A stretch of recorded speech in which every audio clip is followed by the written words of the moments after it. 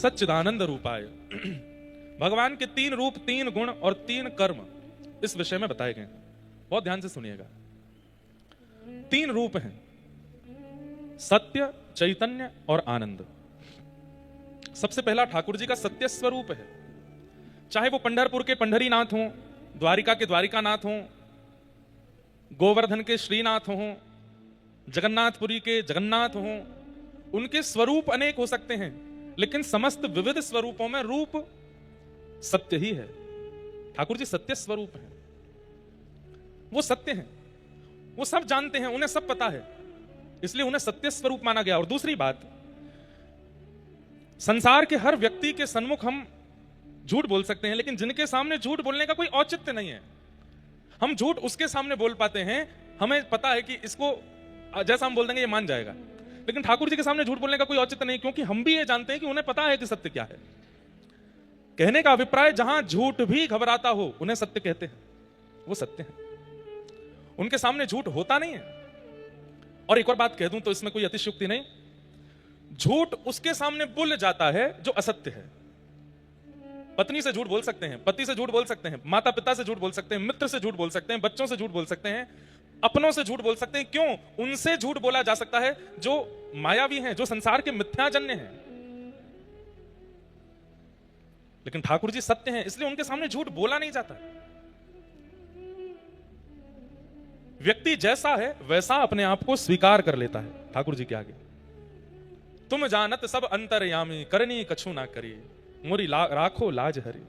तो कहने का अभिप्राय, झूठ वहां प्रकट होता है जहां सामने वाली वस्तु भी झूठी है, लेकिन जहां सामने खड़े हुए ठाकुर जी झूठ है ही नहीं, परम सत्य, वहां झूठ नहीं बोल पाते हम।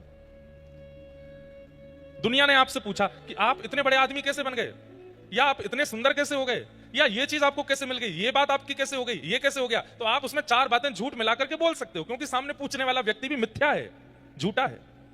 लेकिन जब आप पंढरीनाथ के सामने जाओगे, जब आप गणेश जी के सामने जाओगे, जब आप अपने इष्ट के सामने जाओगे, वहां यथार्थ ही बोलोगे, वहां झूठ नहीं बोला जा सकता। क्यों? क्योंकि वो सत्य है, वो सब जानता है, वो व्यापक है। और एक और बात, झूठ उसके सामने बोला जाता है जिसकी व्यापकता सीमित है। व्यापकता समझते हैं? मैं इस वक्त अहिल्यानगर में हूं, अब कोई नासिक में मेरे से मिलना चाहे तो नहीं मिल पाऊंगा, क्योंकि मैं केवल अहिल्यानगर में ही हूं और कहीं नहीं हूं। लेकिन ठाकुर जी से नासिक में भी मिला जा सकता है, अहिल्यानगर में भी, दिल्ली में भी, जम्मू कश्मीर में भी, अमेरिका में भी, न्यूजीलैंड में भी, ऑस्ट्रेलिया में भी, कहीं भी, क्योंकि वो सर्वव्यापक है, सब जगह एक ही समय पर हर स्थिति में सब जगह व्याप्त है। तो व्यापक से झूठ नहीं बोला जाता, जिसकी व्यापकता नहीं है उसके सामने झूठ बोला जाता है। मेरी, आपकी, हम सबकी व्यापकता नहीं है, इसलिए हम झूठे हैं। हमारे सामने कोई भी झूठ बोल देता है, लेकिन ठाकुर जी व्यापक हैं, सर्वत्र हैं, इसलिए उनके सामने असत्य टिकता नहीं है, इसलिए वो कौन है? सत्य है, सत्य। अब देखो, वृंदावन अहिल्यानगर से 1200-1300 किलोमीटर होगा, लेकिन वृंदावन की चर्चा यदि 1 घंटे में करने लग जाऊं, यमुना जी के बारे में, रज के बारे में, गोवर्धन के बारे में, राधा वल्लभ, राधा रमण, राधा श्याम सुंदर, बांके बिहारी, सबके बारे में चर्चा करने लगूं, 1 घंटे में दावे से कहता हूं आप ये भूल जाओगे कि आप अहिल्यानगर में हो। ऐसा लगेगा वृंदावन यहीं आ गया है, यही वृंदावन है। क्यों? ताली बाद में बजाना, पहले सुनो। क्यों? क्योंकि वृंदावन व्यापक है, वृंदावन अस्थिर नहीं है, वृंदावन व्यापक है, कृष्ण का स्वरूप है, इसलिए उसकी व्यापकता होने के नाते वो कहीं भी प्रकट हो सकता है, कहीं भी उसका प्रादुर्भाव हो सकता है। तो जिसकी व्यापकता है, जिसकी व्यापकता है उसके सामने सत्य बोला जाता है, और जो व्यापक नहीं है उसके सामने असत्य बोल दिया जाता है, वो निकल आता है मुख से। मैं, आप, हम सब और संसार का हर वस्तु ये व्यापक नहीं है, इसलिए इनके सामने हर वस्तु असत्य ही है, लेकिन ठाकुर जी व्यापक है, ठाकुर जी का धाम व्यापक। अब देखो एक और बात, ये तो रही अहिल्यानगर की बात। अमेरिका में कथा हो रही है और वहां भी वृंदावन की चर्चा होने लगे तो अमेरिका में भी वृंदावन प्रकट हो जाएगा एक क्षण के लिए, लेकिन वृंदावन में अमेरिका की चर्चा हो तो अमेरिका प्रकट नहीं होगा, लंदन प्रकट नहीं होगा, लेकिन वृंदावन कहीं भी प्रकट हो सकता है। हम यहां चर्चा करते करते पंढरपुर का स्मरण करते रहेंगे तो धीरे धीरे पंढरपुर जैसा लगने लगेगा। श्रीमन चैतन्य महाप्रभु जब उनका सन्यास हुआ तो उन्होंने अपनी मां से कहा कि मैं वृंदावन जाना चाहता हूं। तब श्री चैतन्य महाप्रभु की मां ने कहा कि वृंदावन बहुत दूर है बंगाल से, ऐसी जगह जाओ कि अगर मेरा अंतिम समय आए तो तुम जल्दी आ सको। बोले कहां जाऊं? बोले जगन्नाथपुरी चले जाओ। और देखो वृंदावन तो व्यापक है, तुम जगन्नाथपुरी को ही वृंदावन मान लेना। श्री चैतन्य महाप्रभु ने अपनी मां की इस बात को माना और जगन्नाथपुरी चले गए। श्रीमन चैतन्य महाप्रभु जब समुद्र का दर्शन करते थे तो वो कहते थे समुद्र नहीं है, ये श्याम सुंदर यमुना जी हैं। वे जगन्नाथपुरी की गलियों में जब भ्रमण करते थे वो कहते थे ये वृंदावन की कुंज गलियां हैं। श्री जगन्नाथ का नीलाचल पर्वत वे कहते थे ये गोवर्धन है।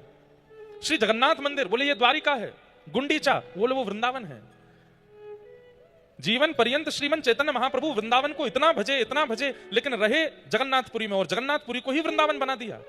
इससे क्या प्रकट होती है बात कि ठाकुर जी का नाम और ठाकुर जी का धाम, ठाकुर जी का नाम, ठाकुर जी का धाम, ये व्यापक हैं, ये कहीं भी प्रकट हो सकते हैं। इनके प्राकट्य की स्थिति कहीं भी हो सकती है और प्रकट वस्तु तभी होती है जब उसकी व्यापकता हो, वो वहां पहले से ही हो, तभी वो प्रकट हो सकती है। ठाकुर जी सब जगह हैं, सर्वत्र हैं, सर्वदा हैं, इसलिए वो सत्य हैं। इस समय यहां भी हैं पर देखने के लिए दृष्टि नहीं है हमारे पास। इस समय इस अहिल्याबाई नगर के इस प्रांगण में भी कहीं ना कहीं ठाकुर जी हैं पर देखने की दृष्टि नहीं हमारे पास। इसलिए जो व्यापक है वो सत्य है और व्यापक के सामने सत्य ही प्रकट होता है, असत्य नहीं बोल सकते आप। जिसकी व्यापकता नहीं है उसके सामने असत्य प्रकट होता है। तो भगवान का पहला रूप क्या है? सत्य। ठाकुर जी का दूसरा रूप क्या है? चैतन्य। चैतन्य मतलब ठाकुर जी जड़ नहीं है। ठाकुर जी जड़ नहीं है। जड़ वस्तु कैसी होती है? जो निष्ठुर है, जिसके अंदर किसी प्रकार की गतिविधि नहीं है। जैसे कि ये माइक का स्टैंड, ये जड़ है, इसको कितना भी मारूं इसको पीड़ा नहीं होगी। मैं इसको गाली दूं, मैं इसको अच्छा बोलूं, ये दुखी भी नहीं होगा, प्रसन्न भी नहीं होगा, ये जड़ है। लेकिन ठाकुर जी कौन है? ठाकुर जी चैतन्य है। हमें दिखता है कि वो जड़ है लेकिन वो जड़ नहीं है, वो प्रत्यक्ष चैतन्य है। और एक बात सुनिए, हमारी व्यासपीठ का नाम क्या है? भक्ति पथ। भक्ति पथ का मतलब क्या है? भक्ति का रास्ता। तो रास्ते का कोई अंत तो होता होगा। अंत नहीं कहेंगे हम उसे, गंतव्य कहेंगे, डेस्टिनेशन कहेंगे। भक्ति के मार्ग का डेस्टिनेशन क्या है? कि जो ठाकुर जी हमको जड़वत दिखाई दे रहे हैं वही ठाकुर जी एक दिन चैतन्य हो जाएं, तब समझो कि आप भक्ति के पथ के बिल्कुल अंतिम पड़ाव पर आ गए हो। अब ठाकुर जी जड़ नहीं है, चैतन्य हो गए। सकुबाई, जनाबाई, तुकाराम, नामदेव, ज्ञानेश्वर माउली, इन सब महाराष्ट्र के भक्तों ने जड़वत ठाकुर जी को चैतन्य बना दिया। अरे जनाबाई, उनके विषय में प्रसिद्ध कथा आती है। कबीर दास भक्तों के खोज कर रहे थे भारत में घूम घूम करके। तब किसी ने कहा कि महाराष्ट्र में एक भक्त हैं जनाबाई, बड़ी भगवान की भक्त हैं। तो श्री कबीर दास महाराष्ट्र आए, जनाबाई जी को ढूंढने लगे, कहां हैं, तो पूछते पूछते पहुंच गए। किसी ने बताया सामने वाली एक गली है, उस गली में ही जनाबाई रहती हैं। कबीरदास जैसे ही वहां पहुंचे तो क्या देखा? पूरा इलाका इकट्ठा हुआ है और दो माताएं आपस में लड़ रही हैं, झगड़ रही हैं, बुरी तरह एक दूसरे को सुना रही हैं। कबीरदास बोले भैया क्या हो रहा है? बोले एक बहन जी ने दूसरी बहन जी के घर से गोबर के उपले चुरा लिए हैं, इसलिए आपस में लड़ाई हो रही है कि तूने मेरे घर के उपले क्यों चुरा दिए। उपले समझते हैं? हमारे यहां ब्रज में उसको बोलते हैं गोबर का कंडा। क्या बोलते हैं? गोबर को ऐसे थाप के घरों में लगा देते हैं, धूप में सेकने के लिए रख देते हैं। बोले आपस में इसलिए लड़ रही हैं कि एक कह रही है कि तूने मेरे घर से गोबर के उपले चुरा लिए हैं। तो कबीरदास जोर से हंसने लगे, बोले भाई उपले की क्या रकम होती है? गोबर के कंडे की कोई रकम नहीं होती, कोई उठा भी ले जाए तो उस पर इतना विवाद तो नहीं करना चाहिए। कौन है ये लोग? बोले एक तो वो है फलाना नाम बता, वो दूसरे बोले ये परम भक्ता जनाबाई है। कबीरदास बोले ये जनाबाई है? बोले हाँ। बोले मैं तो इनके दर्शन करने उत्तर भारत से आया हूं ये सोचकर कि परम भक्त हैं, पर ऐसी परम भक्त जो गोबर के कंडे के लिए लड़ाई कर रही है, ये जनाबाई है। कबीरदास बोले पूरी मेहनत मेरी खराब हो गई, मुझे नहीं आना चाहिए था। अरे इतने विवादित भक्त से थोड़ी मिलना था मुझे। भक्तों का स्वरूप तो ऐसा होता है, वो शांत होते हैं, सौम्य होते हैं, प्रसन्न रहते हैं, आनंद में रहते हैं। लेकिन फिर भी कबीरदास जी ने कहा इतनी दूर आए हैं तो इनकी भक्ति ढूंढ के तो जाएं, इनमें भक्ति है कैसी। तो श्री कबीरदास जी जनाबाई के पास जाके बोले भाई अरे कितने कंडे चुरा लिए उसने आपके? बोले मेरे कम से कम 5 कंडे इसने चुरा लिए हैं। बोले कंडों में कैसे पता चलेगा कि आपका कौन सा है, इसका कौन सा? और कंडे की तो बात है, मैं थाप देता हूं, कल तक आपका मिल जाएगा। जनाबाई बोली नहीं नहीं नहीं, मुझे किसी और के हाथ के थपे हुए नहीं चाहिए और इसके 5 भी नहीं चाहिए, मेरे वाले ही चाहिए। कबीरदास बोले आपके वालों की पहचान है कोई? बोले हाँ। आप कंडों कान से लगा करके देखो, जिनसे कोई आवाज ना आवे वो इसके हैं और जिनसे विट्ठल विट्ठल विट्ठल विट्ठल आवाज आवे वो मेरे हैं। कबीरदास बोले असंभव, ऐसा हो ही नहीं सकता। कबीरदास गए और जाकर के कंडों को कान से लगाने लगे। 2-4 कंडे उठाए, उनमें से कोई स्वर नहीं आया। तभी जनाबाई के हाथ के स्पर्श का कंडा मिला। जैसे ही कान से लगाया, उसमें से स्वर की ध्वनियों में निकल रहा था, विठ्ठल विठ्ठल विठ्ठल विठ्ठल।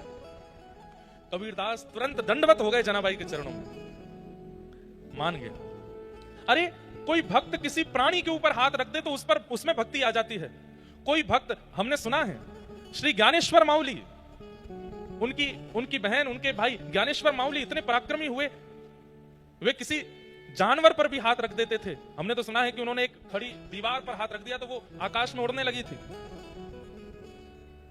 जीव पर हाथ रख के भक्ति का वरदान मिल सकता है, मानव पर हाथ रख के उसमें भक्ति प्रकट हो सकती है, लेकिन निर्जीव जिसमें प्राण नहीं है, ऐसे गोबर के ऊपले हाथ से स्पर्श करके विठ्ठल विठ्ठल गाने लगते हैं, ये निर्जीव को जब विठ्ठल गवा सकती हैं, हम प्राणियों पर अगर हाथ रख देंगे तो हमारी स्थिति क्या होगी? ऐसी जनाबाई। समझ में आई बात? जहां भक्त के स्पर्श करने से गोबर का कंडा विठ्ठल बोल सकता है, वो परमात्मा, उस भक्त के हृदय में विराजमान होने वाले परमात्मा जड़ कैसे हो सकते हैं? वो तो चैतन्य है। ठाकुर जी जड़ नहीं है, चैतन्य है। मैं हर कथा में एक बात कहा करता हूं, भगवान हमारे साथ एक गेम खेल रहे हैं। कौन सा गेम? विष अमृत, एक गेम हम उत्तर भारत में लोग खेलते हैं। और मैं बार बार उत्तर भारत नहीं बोलूंगा, नहीं तो बड़ा अलग अलग सा लगता है, जैसे महाराष्ट्र कोई अलग थोड़ा ही है। हम ऐसा बता देंगे कि हम हमारे यहाँ ऐसा होता है, ऐसा बोल देंगे। उत्तर भारत नहीं बोलूंगा, भारत सब एक ही है, कोई ऊपर नीचे इधर उधर नहीं है बात। तो हमारे यहाँ गेम खेलते, आपके यहाँ भी खेलते होंगे उसको। उसमें एक और गेम होता है बर्फ पानी। उसमें एक व्यक्ति होता है, वो जितनों को छू देता है वो सब बर्फ बन जाते हैं, और जो बचते हैं वो उसको पकड़ करके पानी बनाने का प्रयास करते हैं। और उसको पकड़ने के लिए अगर आप गए और जो बर्फ बना रहा है उसने आपको छू दिया तो आप भी बर्फ बन जाओगे, और जिस अदा में हो वैसे ही रहना पड़ेगा आपको। ठाकुर जी हमारे साथ ऐसा खेल खेल रहे हैं, स्वयं तो मूर्ति बन के खड़े हो गए और हमको मानो चैलेंज कर रहे हैं, तुम्हारे पास 100 वर्ष का समय है, 100 वर्ष के अंदर अंदर मुझे चलायमान करके दिखाओ। मैं मूर्ति बन के खड़ा हूं, कहीं ऐसे खड़े, कहीं ऐसे खड़े, कहीं ऐसे खड़े, कहीं ऐसे खड़े। हम भक्ति के प्रभाव से, हम नाम के प्रभाव से, हम गुरु कृपा से, अगर इन ग्रंथों की कृपा से ठाकुर जी को चलायमान कर देते हैं तो हमारी विजय हो जाती है। और वो चलायमान होने को तैयार हैं, पर हम कर नहीं पाते। ठाकुर जी जड़वत खड़े हैं हमारे सामने, लेकिन भगवान का परम स्वरूप चैतन्य है, जड़ नहीं। एक बार एक भक्त था, लड्डू गोपाल जी की सेवा करता था, पर उसके जीवन में इतना कष्ट था, इतना दुख था कि वो रोज लड्डू गोपाल जी से प्रार्थना करना था, मेरे जीवन में सुख आ जाए, मेरे जीवन में सुख आ जाए। 10 वर्ष निकल गए लेकिन उसके जीवन में सुख नहीं आया। तो एक दिन उसका एक मित्र आया, उस मित्र ने आकर के कहा, बोले भैया हमारा तो घर भी बन गया, हमारा तो व्यापार भी बहुत अच्छा चल रहा है, बच्चे भी अच्छे पढ़ लिख रहे हैं, बहुत बढ़िया चल रहा है। तो उस भक्त ने कहा, भाई तुम कौन से भगवान की पूजा करते हो? मैं गोपाल जी की पूजा करता हूं, 10 साल से कह रहा हूं, मेरा तो कोई भी काम नहीं बन रहा। उस भक्त ने कह दिया, मैं तो शंकर जी की आराधना करता हूं, शिव आराधन करता हूं। और सुनो, हम तुमको एक राय दें। बोले क्या? ये गोपाल जी की सेवा थोड़ी तुम कम करो, शंकर जी की आराधना करो। शिव भक्त, शिव जी जल्दी प्रसन्न होते हैं। और मेरा आपका, हम सब संसारी लोगों का स्वभाव ऐसा ही है, जहां की तरफ हमको लगता है कि पल्ला भारी है, हम वहीं की तरफ झुक जाते हैं। एक क्षण लगता है हमको छोड़ने में, अविश्वास बहुत जल्दी आता है हमारे मन में। गोपाल जी को उठा करके अलमारी में रख दिया, शंकर जी ले आया और शंकर जी की पूजा करने लगा। अगले दिन जैसे ही शंकर जी का आराधन करते समय अगरबत्ती लगाई तो अगरबत्ती का धुआं स्वाभाविक रूप से ऐसे उड़ करके इधर जा रहा था जहां अलमारी में ठाकुर जी बैठे थे। तो उस भक्त ने क्या सोचा, 10 सालों से तुम्हारी पूजा कर रहा हूं, आज तक बोले नहीं, आज तक मेरी एक भी बात मानी नहीं, आज तक मुझे कुछ भी दिया नहीं, और आज जैसे ही खुद को अलमारी में बैठा के शंकर जी की पूजा करने लगा तो उनकी अगरबत्ती का धुआं भी अपनी तरफ खींच लिया, उनकी अगरबत्ती की सुगंधी भी खुद ले रहे हो, उनको नहीं लेने दे रहे हो। रुक जाओ, मैं आपको अलमारी से निकाल करके और कहीं रख देता हूं। जैसे ही अलमारी खोली तो क्या देखता है कि जो मूर्तिमंत लड्डू गोपाल थे वो प्रत्यक्ष प्रकट होकर के वहां बैठे थे। क्यों? क्यों? क्योंकि 10 साल उसने सेवा करके ठाकुर जी को मूर्ति ही माना था। आज पहली बार उसके मन में यह भावना आई कि इनकी भी नाक है, ये भी सूंघते हैं, यह भी प्राणी हैं, इनके अंदर भी प्राण हैं। उसके अंदर ये भावना आ गई कि मैं दूसरे देवता की सेवा कर रहा हूं तो इनको शायद जलन हो रही है। ये जलन होना, किसी धुआं को अपनी तरफ खींचना, सुगंधी सूंघना, ये चैतन्य का स्वरूप है, ये जड़ का स्वरूप नहीं है। आज 10 साल बाद उसने ठाकुर जी को चैतन्य माना, इसलिए प्रकट हो गए ठाकुर जी। इससे ये बात प्रमाणित होती है। हम आज तक अपने ठाकुर जी के प्रति चैतन्य बुद्धि कर ही नहीं पाए हैं, इसलिए ठाकुर जी जड़ ही रहते हैं, वो चैतन्य नहीं बनते। उनके प्रति चैतन्य भावना रखो, उनके प्रति चैतन्य की स्थिति रखो। और चैतन्य स्थिति कैसे होती है? ठाकुर जी से कोई संबंध बना लीजिए, ठाकुर जी को अपना कुछ मान लीजिए, उनके प्रति चैतन्य बुद्धि रखने लगोगे तो ठाकुर जी की गतिविधियां होने लगेंगी। कभी आंखें भी टिमटिमाएंगे, कभी हाथ भी चलाएंगे, कभी पैर भी चलाएंगे, कभी बोलने भी लगेंगे। जितने भी भक्तों का नाम लीजिए, एक भी भक्त ऐसा नहीं है जिसने मूर्ति पूजा की हो। सब भक्तों को चैतन्य भगवान ने दर्शन दिया। क्यों? क्योंकि उस भक्त ने ठाकुर जी के प्रति कभी जड़ बुद्धि रखी ही नहीं। वो ठाकुर जी को चैतन्य मानता है, हम जड़ मानते हैं। ठाकुर जी जड़ नहीं है, चैतन्य है। व्रज में एक महात्मा यमुना स्नान कर रहे थे। भोली भाली दो सखियां आपस में बात कर रही थी। बोले, अरे मैंने तो ऐसा सुना है कि इन संतन के पास भगवान हूं मैं। दूसरी बोली, दिखाई तो देना रे। ब्रजभाषा बोले, समझ जाओगे आप लोग। दूसरी बोली, दिखाई तो देना रे। बोले, ऐसे ना दिखाई दे, ये जो इनको झोला है ना, जो ये टांग के चले, या के भीतर है भगवान। तो संत जैसे ही यमुना स्नान करने गए, दोनों भोली भाली सखियां गईं और उनका झोला खोलने लगी। तो झोले में से गीता जी निकली, रामायण निकली, कमंडल निकला। तभी एक छोटा सा एक बक्सा था, वो छोटे से बक्सा को जैसे खोला तो उसमें लड्डू गोपाल बैठे थे। तो दोनों सखी बोली, अरे देख देख देख देख, मिल गए ठाकुर जी। तब पहली सखी दूसरी सखी से बोली, अरे देख, या बाबा ने छोटे से बक्सा में ठाकुर जी रख दिए तो ठाकुर जी के हाथ पैर टेढ़े मेढ़े है गए, और लड्डू गोपाल तो ऐसे ही रहते हैं। दूसरी बोली, मेरे पास घी है, मैं इनकी नेक मालिश करके इनके हाथ पैर सीधे कर दूंगी। और घी लेकर के आई और ठाकुर जी को मालिश करी, हाथ में लगा, पैरन में लगा, मुख पे लगा। अब उसके मन में ये नहीं था कि लड्डू गोपाल ऐसे ही रहते हैं, उसको था कि ये छोटे से बक्से के कारण इनके हाथ पैर ऐसे हो गए। इस भावना से घी लगाया तो ठाकुर जी सीधे हो गए, हाथ भी सीधे हो गए, पैर भी सीधे हो गए। इतने में ही वो महात्मा यमुना जी से निकल के आए। जैसे ही यमुना जी से निकले, वो सखियां वहां से भागी, अरे बाबा आ गए, बाबा आ गए। बाबा ने आगे कही, मेरा झोला निकाल लिया, क्या निकाला इसमें से? और जैसे खोल के देखा तो बक्सा रखा था। उनको डर लगा कि कहीं ठाकुर जी तो नहीं ले गए। जैसे ही खोल करके देखा तो जो लड्डू गोपाल थे वो सीधे खड़े थे, दोनों हाथ भी सीधे, पैर भी सीधे। बाबा बोले, ठाकुर जी तो मेरे हैं, 40 साल से मैं सेवा कर रहा हूं, लेकिन इनके हाथ पैर सीधे कैसे हो गए? उन सखियों को बुलाया, बोले, मैं कुछ कहूंगा नहीं, इधर आओ। तुमने क्या किया था कि मेरे ठाकुर जी के हाथ पैर सीधे कैसे हो गए? तो वो सखी बोली कि बाबा, हमें तो ऐसी लगी कि आपने अपने ठाकुर जी इतने छोटे से डिब्बा में बंद कर दिए, उनके हाथ पैर मुड़ गए, तो हमें लगी कि हाथ पैर सीधे करने के आज घी की मालिश कर दें। तो हमने घी की मालिश करी तो ठाकुर जी के हाथ पैर सीधे हो गए। बाबा ने उन सखियों को प्रणाम किया। बोले, मैंने प्रयाग में स्नान किया, काशी में स्नान किया, तीर्थ यात्राएं करी, बड़े बड़े यज्ञ किए, बड़े बड़े अनुष्ठान किए, 40 साल से नित्य इनकी सेवा कर रहा हूं। सब कुछ प्रस्तुत कर दिया ठाकुर जी की सेवा में, लेकिन जिससे ठाकुर जी प्रसन्न होते हैं, चैतन्य भाव, वो हृदय में नहीं ला पाया। इसलिए आज तक ठाकुर जी मेरे सीधे नहीं हुए। लेकिन आज तुम लोगों की भावना से मुझे पता चल गया कि ठाकुर जी के प्रति चैतन्य बुद्धि रखनी चाहिए। हमारी गिरधर लाल जी इतने से हैं, लेकिन उनके प्रति कभी आज तक जड़ बुद्धि नहीं आई, चैतन्य बुद्धि। और चैतन्य बुद्धि कैसे? अहिल्यानगर में कथा है, ठाकुर जी को पर्ची डाल के पूछेंगे, आप चलोगे? जो पर्ची ठाकुर जी के पैरों के पास जाती है, समझते हैं यही उत्तर है, खोल के देखते हैं, ठाकुर जी कहते हैं नहीं, मतलब नहीं जाना। अभी कुछ दिन पहले मैं साउथ अफ्रीका गया था, वहां मेरा ले जाने का मन नहीं था। मैंने कहा वहां लोग गौ मांस खाते हैं, फ्लाइट इतनी लंबी होगी, व्यवस्थाएं इतनी होती नहीं है, ठाकुर जी को घर ही छोड़ जाते हैं। पर मन में आया कि एक बार पर्ची डाल के पूछ लेता हूं। पर्ची जब डाली ठाकुर जी को तो एक आश्चर्य हुआ। मैंने पंडित जी एक थे, उनसे बोला, मैंने कहा 2 पर्ची बनाओ, एक में लिखना साउथ अफ्रीका जाना है और दूसरे में लिखना साउथ अफ्रीका नहीं जाना है, 2 पर्ची बनाओ। तो पंडित जी ने पर्ची बनाई, 2 पर्ची बना करके मुझे बोले, डाल दो महाराज जी। तो जैसे ही मैंने डाली, उठाई, तो उसमें लिखा था साउथ अफ्रीका जाना है। मैंने कहा ठाकुर जी तो आज्ञा कर रहे हैं जाना है। तो मैंने कहा दूसरी पर्ची भी ऐसे ही, बस दूसरी पर्ची उठाई, उसको खोल के देखा, दोनों पर्चियों में यही लिखा था साउथ अफ्रीका जाना है, नहीं लिखा ही नहीं था इसमें। मैंने पंडित जी से कहा, मैंने कि सुनो, आपने दोनों पर्चियों में लिखा है साउथ अफ्रीका जाना है, दूसरी में भी लिखा साउथ अफ्रीका जाना है। वो बोले, महाराज जी इतने सालों में पहली बार मैं नहीं लिखना भूल गया हूं कि मैंने नहीं लिखा था, वो इसमें है ही नहीं, मुझे समझ नहीं आ रहा है, मतलब नहीं शब्द था ही नहीं उसमें। अब मैं बड़ी आश्चर्य में पड़ गया, अब क्या करूं, ये तो दोनों पर्चियों में एक ही बात लिखी थी। तो मैंने कहा एक पर्ची और बनाओ। तो हमारी एक सखा बोले कि ठाकुर जी की जाने की इच्छा है, इसलिए दोनों पर्चियों में जाना है लिखा है, आप दोबारा क्यों पूछ रहे हो?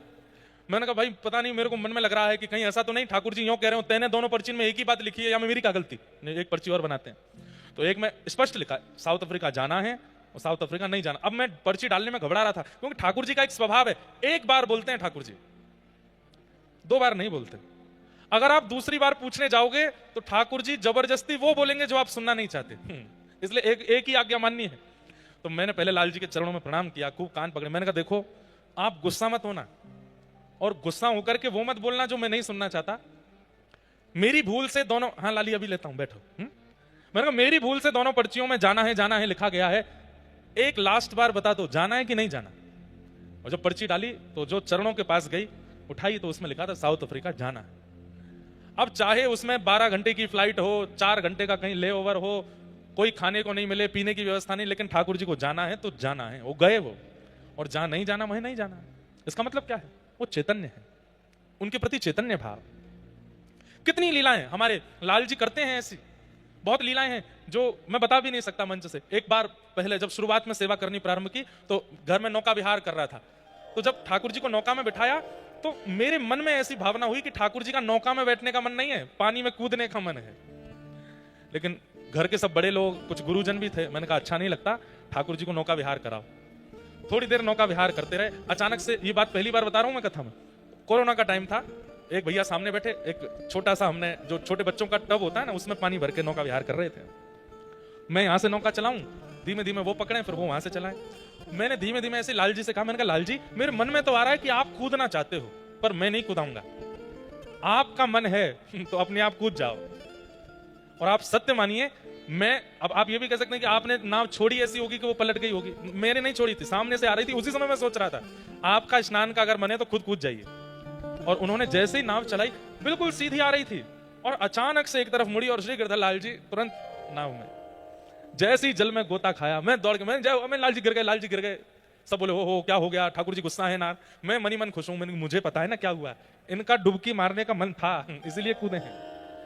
ऐसे सब भावनाएं कब प्रकट होती हैं? जब आप अपने ठाकुर को मार्बल का, धातु का, अष्ट धातु का, सोने का, चांदी का नहीं मानते, उनको चैतन्य मानते हो। वो चैतन्य है, वो चैतन्य है, उनके प्रति चैतन्य बुद्धि रखो। भगवान का दूसरा स्वरूप है चैतन्य। हमारे एक शिष्य बैठे हैं अभी यहां पंडाल में, उनका नाम नहीं बोलूंगा, वो हर महीने 30 पर्चियां बनाते हैं, और 30 पर्चियों में लिखते हैं कि ठाकुर जी आपको क्या खाना है। एक पर्ची में इडली डोसा, एक पर्ची में पूरन पोली, एक पर्ची में पंजाबी क्या कहते हैं पनीर आदि, एक पर्ची में आलू पराठा, ऐसे 30 दिन की पर्ची बनाते हैं। और हर दिन अपने ठाकुर जी के आगे सुबह सुबह पर्ची उठाते हैं कि आज आपको क्या पाना है। अब चाहे जो निकल आए उसमें वही बनेगा ठाकुर जी की प्रसादी के लिए। और उसमें भावना क्या है कि ये ठाकुर जी की आज्ञा है। ठाकुर जी को चैतन्य मानो, जड़ नहीं, वो चैतन्य है। नामदेव जी को कैसे मिल गए ठाकुर जी? नामदेव जी के नाना जी वामदेव जी ठाकुर जी की सेवा करते थे। नामदेव जी दूर खड़े होकर के देखते थे, और बस उनकी इच्छा होती थी कि इनकी सेवा कभी मैं करूं। वामदेव जी को कहीं जाना था तो नामदेव जी से कह गए तुम ज्यादा कुछ मत करना, बस एक काम करना। बोले क्या? ठाकुर जी का रोज भोग लगाना, और भोग लगा के ही पाना। ठीक है। नामदेव जी तो बड़े खुश हो गए। भोग लगा करके जैसे ही लगे ठाकुर जी के आगे, बोले ठाकुर जी पा लीजिए, बहुत सुंदर दाल बना है, साग बनी है, रोटी बनी है, बहुत सुंदर ये सब सामग्री पाइए ठाकुर जी। और ठाकुर जी तो खड़े हैं, पा नहीं रहे। नामदेव जी बोले आप पा क्यों नहीं रहे हो? स्वाद में कोई कमी है क्या? अरे नहीं नहीं, स्वाद में कोई कमी नहीं है, सामग्री बहुत अच्छी सिद्ध हुई है, सब कुछ बहुत अच्छा है। एक दिन 2 दिन निकल गए तो श्री नामदेव जी सोचने लगे मेरी भक्ति में कोई कमी है, इसीलिए आप नहीं पा रहे हो। नाना जी के हाथ से पा लेते हो, मेरे हाथ से नहीं पा रहे हो। पर उनको कौन बताए कि नाना जी के हाथ से भी नहीं पाते थे ठाकुर जी। लेकिन नामदेव जी इतने बालक थे, रुदन करने लगे और रोते रोते बोले अगर आपने प्रसाद नहीं पाया तो नाना जी वापस आके आपकी सेवा मुझसे छीन लेंगे, और मैं वो नहीं चाहता।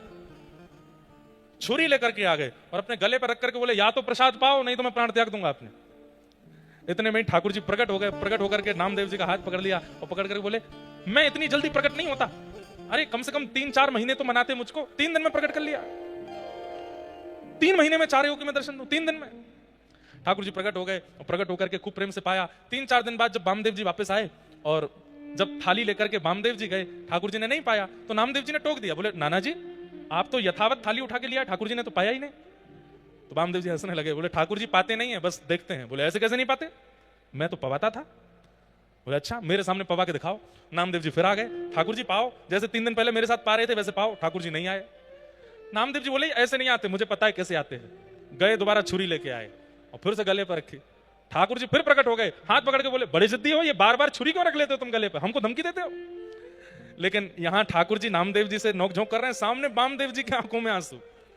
पूरा जीवन निकल गया मेरा, आज पहली बार ठाकुर जी का अनुभव हुआ।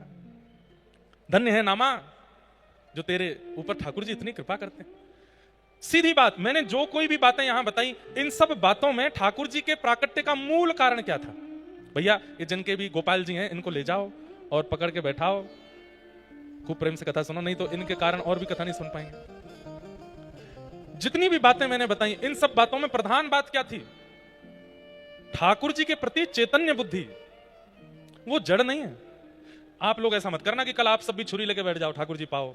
नहीं, ठाकुर जी कहेंगे सुनी सुनाई बात है, नामदेव जी का चरित्र सुन के आए हो इसलिए कर रहे हो ना, कुछ नया करो। और नए में ठाकुर जी को धमकी मत देना भैया कि मैं आत्महत्या कर लूंगा नहीं तो भोजन पर, नहीं नहीं ये सब नहीं करना। नवीनता में आप चैतन्य बुद्धि रखो बस। चैतन्य बुद्धि का प्रारंभ कहां से होता है? सबसे पहली बात, ठाकुर जी का आसन। ठाकुर जी का आसन ऐसा रखो विचार करके कि ठाकुर जी इस पर बैठेंगे तो उनको सुख मिले। कई बार हम ठाकुर जी को ऐसे आसन में रखते हैं, उसमें खुद को इमेजिन करके देखो, आप बैठते तो बैठ पाते, उसमें नहीं बैठ सकते, ठाकुर जी कैसे बैठ जाएंगे? दूसरी बात, सबसे पहला ठाकुर जी का आसन इतना सुंदर मलमल का वस्त्र हो, थोड़ा कंफर्टेबल हो, पीछे कमर लगाने के लिए मसनद हो, गद्दी हो। दूसरा, हम सबके घर के ठाकुर जी कैसे हैं? किसी घर के ठाकुर जी ऐसे हैं, किसी के घर के ऐसे हैं, मेरे ऐसे हैं। तो मन में ये भाव होना चाहिए कि ठाकुर जी पूरे दिन हम ऐसे हाथ करें तो हमारा हाथ थक जाएगा, तो ठाकुर जी के पास में एक छोटी सी छड़ी बनवा के रखो कि हे नाथ, जब जब आपका मन हुआ करे, मेरे सामने तो आप ऐसे ही रहोगे, जब मैं चला जाया करूं ये छड़ी नीचे लगा लिया करो। ये मसनद है, इस पर थोड़ा टेक लिया करो। लड्डू गोपाल है, एक हाथ उठा रहता है, उसके नीचे की थोड़ी गद्दी बनवा दो कि ठाकुर जी आपको श्रम होता होगा। ये चैतन्य बुद्धि है। दूसरी बात, वस्त्र। मौसम के अनुकूल ठाकुर जी को वस्त्र पहनाओ। अभी गर्मियां चल रही हैं तो ठाकुर जी को ऐसे हल्के वस्त्र हों, ज्यादा मालाएं नहीं गले में पहनानी, 2 माला ही पहना दीजिए, मोती की पहनाइए जो चुभे ना ठाकुर जी को। इत्र भी मौसम के अनुकूल हो। इस समय कस्तूरी का इत्र नहीं लगा सकते, इस समय शमामा का, हिना का इत्र नहीं लगा सकते, गुलाब का इत्र लगा सकते हो, खस का इत्र लगा सकते हो, मोगरा का इत्र लगा सकते हो, जो ठंडा इत्र होता है चंदन का इत्र लगा सकते हो, ठाकुर जी को इत्र लगाओ। गर्मियों में बहुत गहने मत पहनाओ, सिर पर बड़े बड़े मुकुट मत पहनाओ, कपड़े के बने हुए पाग पहनाओ, पाग कोई ठाकुर जी के सिर पर बांध दो और उसमें हल्की सी मोती की एक लड़ लगा दो, बस हल्का रहने दो ठाकुर जी को। अक्षय तृतीया आने वाली है, आज से ही चंदन घिसना शुरू कीजिए, घर पे खूब सारा चंदन निकालिए। उस चंदन को इकट्ठा करके एक बढ़िया कपड़े में डाल के निचोड़ के उसका पानी निकाल लो, चंदन का एक बॉल जैसा बन जाएगा। अक्षय तृतीया वाले दिन मुख से लेकर चरणों तक पूरा चंदन का श्रृंगार कीजिए, ठाकुर जी को ठंडा लगे। अब घरों में ठाकुर जी के सामने फुब्बारे रखना शुरू करो, छोटे छोटे फुब्बारे ले आओ, ठाकुर जी के आगे फुब्बारे रखो, उसमें इत्र लगा दो। ठाकुर जी को फूल मंडली, जहां ठाकुर जी विराजते हैं, ऊपर पुष्प का बंगला बनाओ, जैसे बिहारी जी का, राधा वल्लभ जी का, राधा रमन जी का, बहुत बड़ा नहीं, छोटा छोटा बनाओ। ये सब कब करते हैं हम? जब ठाकुर जी के प्रति चैतन्य बुद्धि होती है। तो चैतन्य बुद्धि में विशेष ध्यान रखिए, सबसे पहले तो आसन का, दूसरा ध्यान रखिए वस्त्रों का, तीसरा ध्यान रखिए अंग पर लगने वाले इत्र का, और चौथा ध्यान रखिए श्रृंगार का, और पांचवा एक बहुत जरूरी काम, मिट्टी का बर्तन लाइए, उसमें जल भर के रखिए। ठाकुर जी का पास में, उसको झारी जी बोलते हैं। अभी सोने चांदी या पीतल के वस्त्र नहीं, वो पात्र नहीं, मिट्टी का पात्र, उसमें जल भरो। जैसे हमारे घर में घड़े होते हैं, ऐसे छोटा सा ठाकुर जी का ले आओ, उसमें जल भर के, उसमें थोड़ी केसर और थोड़ा कूट करके इलायची, थोड़ा ठंडा रहे पानी, और उसको चारों तरफ कपड़े, गीले कपड़े से लपेट के ठाकुर जी के पास रखो, जल पीने का। ये सब कब आता है? मुझे बताना नहीं पड़ेगा। जब आप चैतन्य बुद्धि रखोगे तो अपने आप करने लगोगे, ठाकुर जी को ऐसा करना है, ठाकुर जी को यह देना है। और अंतिम बात, पंखे में हम खुद नहीं बैठ सकते। हाँ, अब घर में पंखा ही है और कुछ नहीं तो फिर ठाकुर जी भी मैनेज करेंगे, लेकिन जब हमारे कमरे में एसी है, हमारे कमरे में कूलर है, तो फिर ठाकुर जी को भी लगवाओ। आजकल छोटे छोटे कूलर भी आते हैं, एसी भी आते हैं, ठाकुर जी को लगाओ। और अंतिम प्रसाद, बहुत गर्म भोजन नहीं कराना है ठाकुर जी को। रोज छाछ बनाइए, घर में बढ़िया लस्सी बनाइए, ठाकुर जी को आम की सामग्रियां बना बना के पवाइए, पतली पतली रोटियां और ऐसी सब्जियों का प्रयोग जो गर्म, जिनकी तासीर ठंडी होती है, ठाकुर जी को पवाओ। आप यहीं से प्रारंभ कीजिए, धीरे धीरे धीरे धीरे चैतन्य बुद्धि करते करते एक दिन ऐसा होगा, ठाकुर जी स्वयं स्वप्न में आकर के आज्ञा किया करेंगे, कल मेरे काजे ये बनाओ, कल मुझे ऐसे पवाओ। एक जयपुर के एक भक्त हैं, वो कहीं बाहर गए थे तो उनकी पत्नी ने ठाकुर जी का शयन कराया, तो उन भक्त को किलोमीटरों दूर, सत्य घटना है, ठाकुर जी ने आज्ञा देकर के बोला, बोले मुझे नींद नहीं आ रही है, अपनी पत्नी को अभी जगा करके बोलो मेरा जो बिस्तर है ना उसके नीचे पुराने 3-4 दिन पुराने सूखे पुष्प हैं जो कि सूख के मुझे चुभ रहे हैं, उनको निकलवाओ। रात में 2 बजे उन्होंने पत्नी को फोन किया, 10 फोन किए नहीं उठाए, तब घर के सेवक को फोन किया, बोले उनको उठाओ। 2:30 बजे कहा, बोले अभी इसी वक्त स्नान करो, ठाकुर जी के कक्ष में जाओ। ठाकुर जी जिस बेड पर लेटे हैं, जो ठाकुर जी के सेज है, उसमें चद्दर के नीचे पुराने पुष्प सूख गए, उनको निकालो वहां से। पत्नी बोली आप 2:30 बजे क्या कह रहे हो? बोले ठाकुर जी स्वप्न में आज्ञा कर रहे हैं। रात में 2:30 बजे पत्नी ने स्नान किया, ठाकुर जी को उठाया और जैसी चद्दर हटा के देखी तो 4 दिन पुराने पुष्प सूख के, जैसे पुष्प सूख जाते हैं तो कड़क हो जाते हैं ना, ऐसे हो गए थे, वहां पड़े थे। वो पति पत्नी दोनों रोने लगे। अगले दिन सुबह उनका फोन आया, उन्होंने बताया, बोले महाराज जी कल ऐसे लीला हुई। तो चैतन्य बुद्धि रखेंगे, ठाकुर जी आपके संग लीला करने लगेंगे। एक व्यास जी कथा कर रहे थे और कथा में वो बोल रहे थे, यशोदा मैया ने ठाकुर जी को पकड़ के उखल से बांध दिया, ठाकुर जी को उखल से बांध दिया। ओहो अब 7 बज गए, आगे की कथा हम कल सुनाएंगे। व्यास जी कथा करके चले गए। रात में चोर आए और व्यास जी का पूरा घर लूट लिया, बर्तन लूट लिए, गहने लूट लिए, सब कुछ लूट लाट करके ले गए। सुबह जब व्यास जी उठे, स्नान ध्यान करके देखा तो पूरा घर खत्म, सब लूट ले गए चोर। मंदिर में जाके देखा तो ठाकुर जी का सिंहासन भी नहीं है, ठाकुर जी के वस्त्र श्रृंगार भी नहीं, केवल ठाकुर जी बैठे हैं अकेले। व्यास जी रोने लगे, ठाकुर जी से बोले इतनी आपकी कथा करता हूं, पूरे साल आपका यश गाता हूं, इतनी रक्षा तो मेरी कर लेते कि चोर आए थे तो आप कम से कम इतना तो बचा लेते कि उन चोरों से इस घर को बचा लेते। अरे कुछ नहीं तो अपना श्रृंगार ही बचा लेते, अपना सिंहासन बचा लेते। ठाकुर जी बोल पड़े, मेरी गलती नहीं है। बोले क्यों? कल कथा में तुमने क्या कहा था कि यशोदा मैया ने मुझको उखल से बांध दिया और तुमने इतना कह के कथा विश्राम कर दी। चोर तो 4 दिन से तुम्हारे घर आ रहे थे, पर 4 दिन से मैं खुला हुआ था, कल तुमने कथा में मुझे बांध दिया, रात भर में बंधा ही रहा। मेरी इच्छा तो हो रही थी पकड़ करके इनका गला दबा लूं, इनके बाल पकड़ के खींच लूं, लेकिन क्या बताऊं, तुमने कथा में कल मुझे बांध दिया था तो मैं बंधा ही हुआ था। आज कथा में खोल दो मुझको, मैं सारे चोरों को पकड़ के लाता हूं। ऐसा कैसे हो सकता है? जब ठाकुर जी चैतन्य हो जाते हैं ना तो सब संभव है, और वो चैतन्य मुझे करना है, चैतन्य आपको करना है। सक्कूबाई ने चैतन्य किया, मीराबाई ने चैतन्य किया, सूरदास, रैदास सबने चैतन्य किया, पर इंद्रेश चैतन्य नहीं कर पाया। आप चैतन्य नहीं कर पाए हो। धीरे धीरे धीरे धीरे धीरे धीरे वो चैतन्य की स्थिति प्रकट करनी है।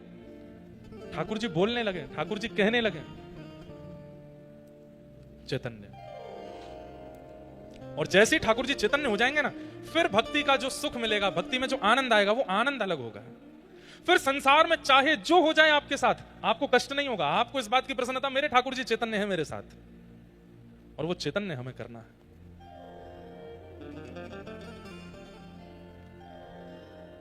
सच्चिदानंद रूपाय, भगवान का पहला स्वरूप सत्य है, दूसरा चैतन्य और तीसरा आनंद। ठाकुर जी आनंद है, ठाकुर जी आनंद प्रदान करते हैं, उनका स्वरूप आनंद है।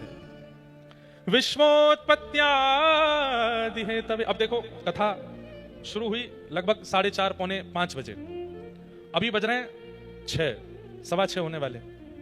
पिछले 2 घंटे में आप लोग इतने आनंद में बैठे हो, नीचे जमीन पर बैठे हो, पंखे की हवा में बैठे हो, लेकिन एक टक बैठ करके कथा सुन रहे हो। क्यों? क्योंकि ये सुख नहीं है, ये प्रसन्नता नहीं है। यहां जो अनुभूति आपको हो रही है इस वक्त, उसी को आनंद कहते हैं, आनंद कहते हैं। मुझे मराठी ज्यादा आती तो नहीं, लेकिन 1-2 पंक्तियां मुझे आती हैं कहीं कहीं की। अरे मनात भरली पंढरी मनात। अच्छा देखो, मैं तो फिर भी गा लूंगा, हमारे संघ वालों को तो बिल्कुल ही नहीं आती है, तो इसलिए आगामी 7 दिन के लिए मेरे कोरस वाले आप सब हो, ठीक है? जब कभी भी हम कोई मराठी भाव गाएंगे, आपको मेरा साथ देना पड़ेगा, ठीक है? प्रॉमिस? बोलो पक्का, जोर से बोलो पक्का। गाओ। मनात भरली पंढरी, मनात भरली पंढरी। अहिल्या नगर वालों थोड़ी न तेज बोलो, हमको आवाज तो आवे आपकी। ऐसे तो गाइए कि कम से कम आपकी आवाज व्यासपीठ तक। वैसे तो हम कथा में बोलते हैं इतना तेज गाओ कि वृंदावन तक आवाज जाए, पंढरपुर तक आवाज जाए, पर आप लोग यहीं तक ही पहुंचा दो। हो जाओ उठा के पूरे भाव के साथ। मनात भरली पंढरी, मनात भरली पंढरी, भरली पंढरी जाईन म्हणते माहेरी हे जाईन म्हणते माहेरी हे पांडुरंगाच्या दरबारी बाई हासत नाचत पांडुरंगाच्या दरबारी बाई हासत नाचत हे पांडुरंगाच्या दरबारी बाई हासत नाचत हे चंद्रभागेचं वालवंट चंद्रभागेचं वालवंट तेच अमाचं वैकुंठ तेच अमाचं वैकुंठ हे आनंद भरला घनदाट बाई आसत नाचत आनंद भरला हे पांडुरंगा दरबारी बाई हासत नाचत हे मनात भरली पंढरी जाईन म्हणते माहेरी हे जाईन म्हणते माहेरी हे पांडुरंगाच्या दरबारी बाई हासत नाचत हे पांडुरंगाच्या दरबारी बाई हासत नाचत श्री पंढरीनाथ भगवान की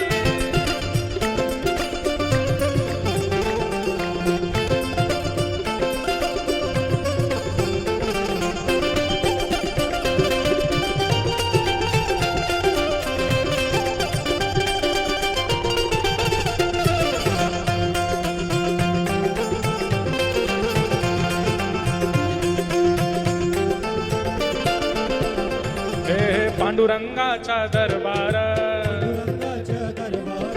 पांडुरंगाचा दरबार संत मिठाले अपार हे संत मिठाले अपार हे हरिनामाचा गजर बाई हासत नाचत हे हरिनामाचा गजर बाई हासत बाई नाचत मनात भरली पंढरी जाईन म्हणते माहेरी हे पांडुरंगाच्या दरबारी बाई हासत नाचत हे पांडुरंगाच्या दरबारी बाई हासत नाचत हे आपण सगळे जाऊया आपण सगळे जाऊया गोपालपूर पाहूया गोपालपूर पाहूया हे हरिचला खाऊया बाई हासत नाचत हे पांडुरंगाच्या दरबारी बाई हासत नाचत हे पांडुरंगाच्या दरबारी बाई हासत बाई नाचत पांडुरंगाच्या दरबारी बाई हासत बाई नाचत हे मनात भरली पंढरी हे मनात भरली पंढरी हे जाईन म्हणते माहेरी हे जाईन म्हणते माहेरी हे पांडुरंगाच्या दरबारी बाई हासत बाई नाचत हे पांडुरंगाच्या दरबारी बाई हासत बाई नाचत पंढरीनाथ भगवान की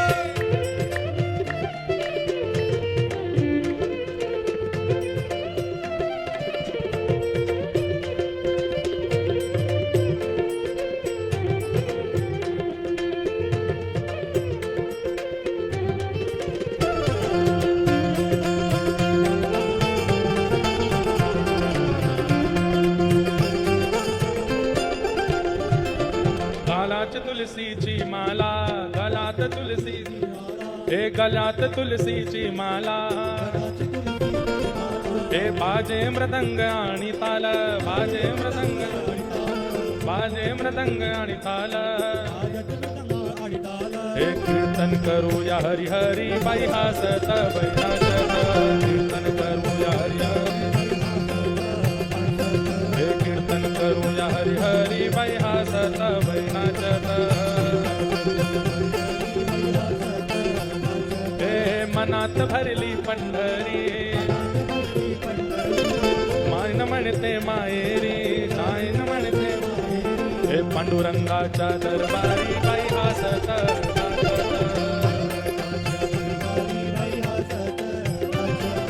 पांडुरंगाच्या दरबारी बाई हासत नाचत, हे पांडुरंगाच्या दरबारी बाई हासत नाचत, हे विठ्ठल माझा माझा मी विठ्ठलाचा, विठ्ठल माझा मी विठ्ठलाचा, हे विठ्ठल माझा माझा मी विठ्ठलाचा, हे विठ्ठल माझा माझा मी विठ्ठलाचा, हे विठ्ठल माझा माझा मी विठ्ठलाचा,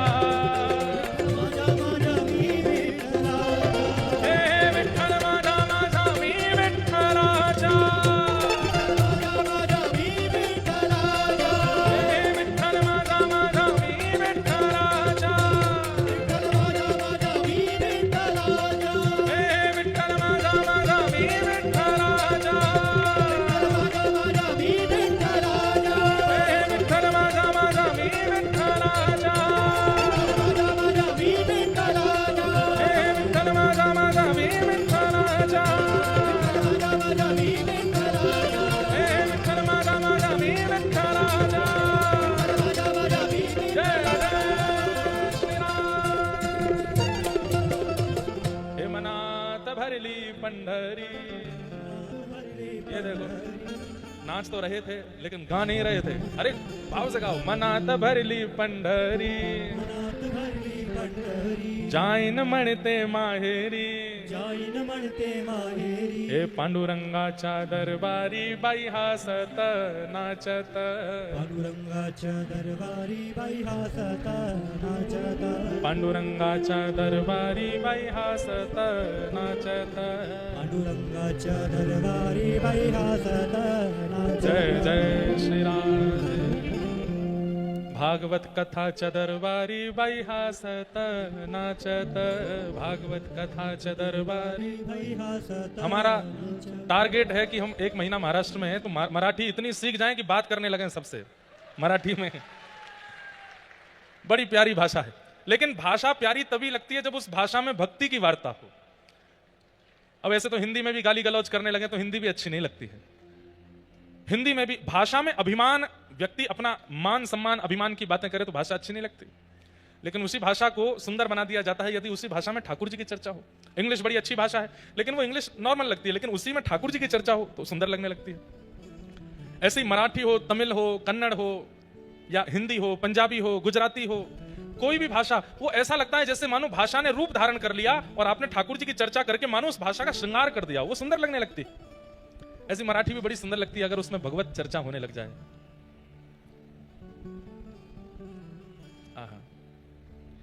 तो भगवान का ये स्वरूप है, जो आप नृत्य करते हो, जो आप गाते हो, जो आनंद में झूम उठते हो ठाकुर जी के कथा में, दर्शन में, कीर्तन में, ये आनंद ही श्री कृष्ण है। ये भगवान का तीसरा स्वरूप है, आनंद।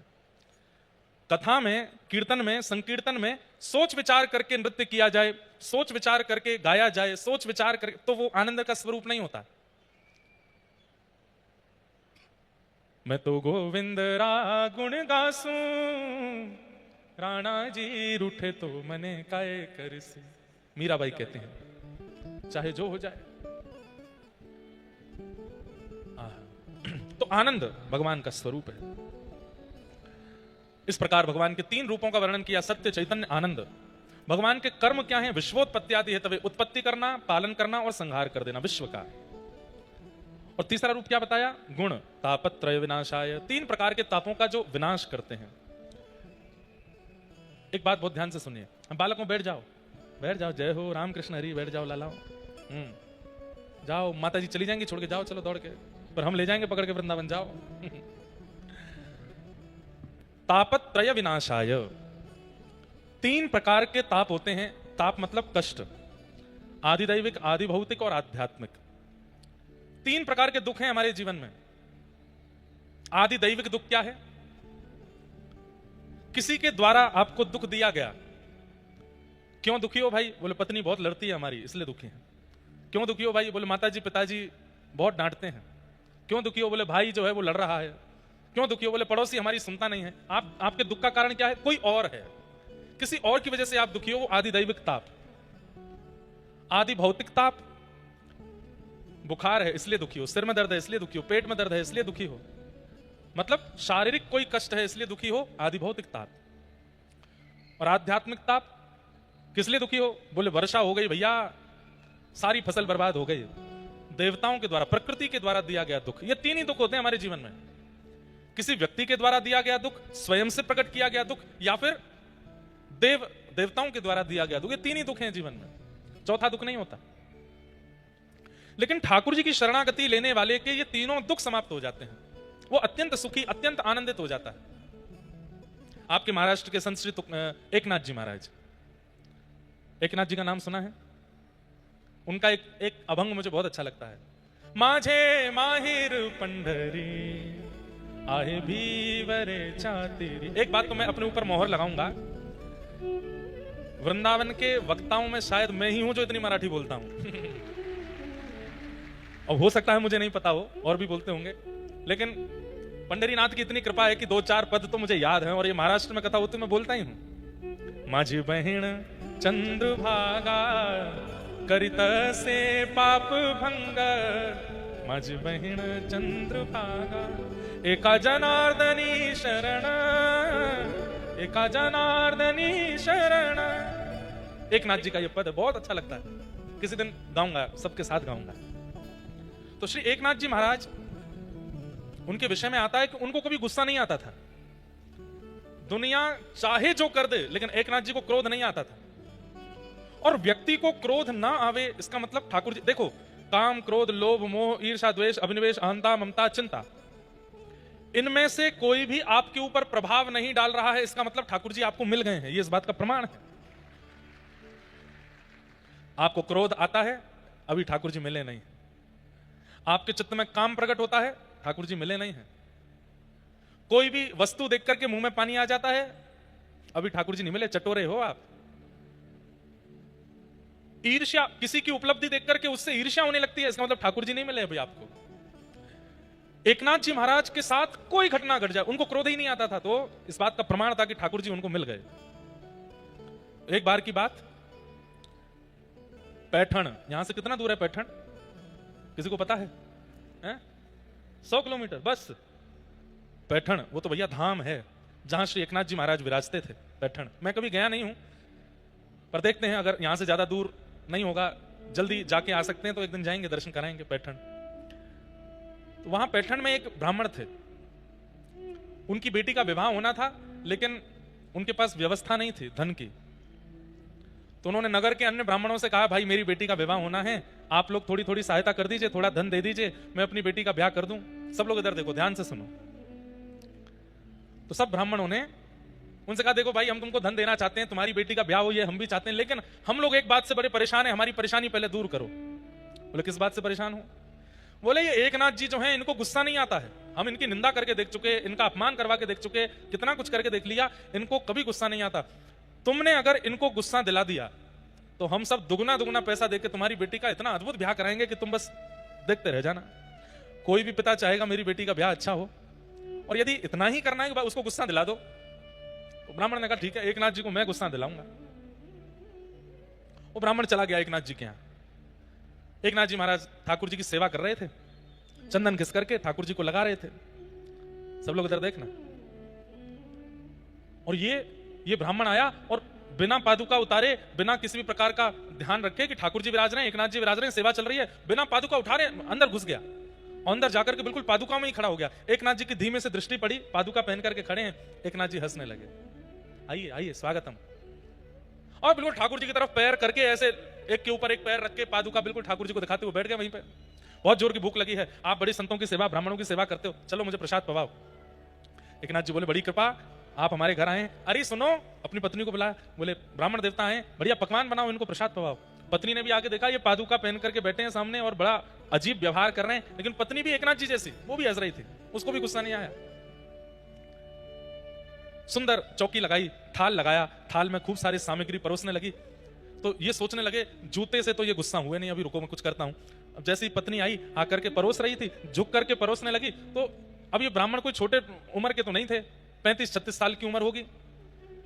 एकनाथ जी की पत्नी के पीठ पर चढ़ गए, और जैसे एक छोटा बालक किसी माँ की पीठ पर चढ़ जाता है, ऐसे एकनाथ जी की पत्नी के ऊपर चढ़ करके ऐसे गला उनका पकड़ लिया, पैरों से उनका पेट दबा लिया, और ऐसे चढ़ करके छोटे बालक की तरह लिपट गए उनसे पीछे पीठ पर। एकनाथ जी महाराज जोर से हंसने लगे, अरे धन्य भाग्य है, धन्य हो देवी, धन्य हो। क्यों? शास्त्र आज्ञा करते हैं कि विप्र जो है वो ठाकुर जी का स्वरूप है। आज तक ठाकुर जी सामने बैठ करके प्रसाद पाते थे, आज तक ठाकुर जी सामने बैठ करके दर्शन देते थे, लेकिन आज तुम्हारी भक्ति का प्रभाव देखो, इस विप्र के देव में, विप्र के रूप में ठाकुर जी तुम्हारी गोद में चढ़ गए। पत्नी भी हंसने लगी। आप लोग सुनिएगा नहीं, इमेजिन करो ये आपके साथ हो तो आप क्या करोगे। पीठ पर चढ़ गए। पत्नी क्या बोलती है, अरे मुझे तो बालकों को संभालने का बहुत बहुत अभ्यास है और मैं तो इनको संभाल लूंगी। पत्नी ने भी हाथ ऐसे लगाए और उनको बोली, क्या पाएंगे आप, मैं ऐसे ही पवा देती हूं, मैं ऐसे ही जल पिला देती हूं। अंत में ब्राह्मण देवता हार मान गया, चरणों में गिर गया, बोले एकनाथ जी मैं ये बात मान चुका हूं कि आपको क्रोध नहीं आने वाला है, मैं चाहे जो कर लूं। अरे किसी की पत्नी के साथ इतना दुर्व्यवहार करे कोई पति कैसे सह सकता है। मैं मान गया।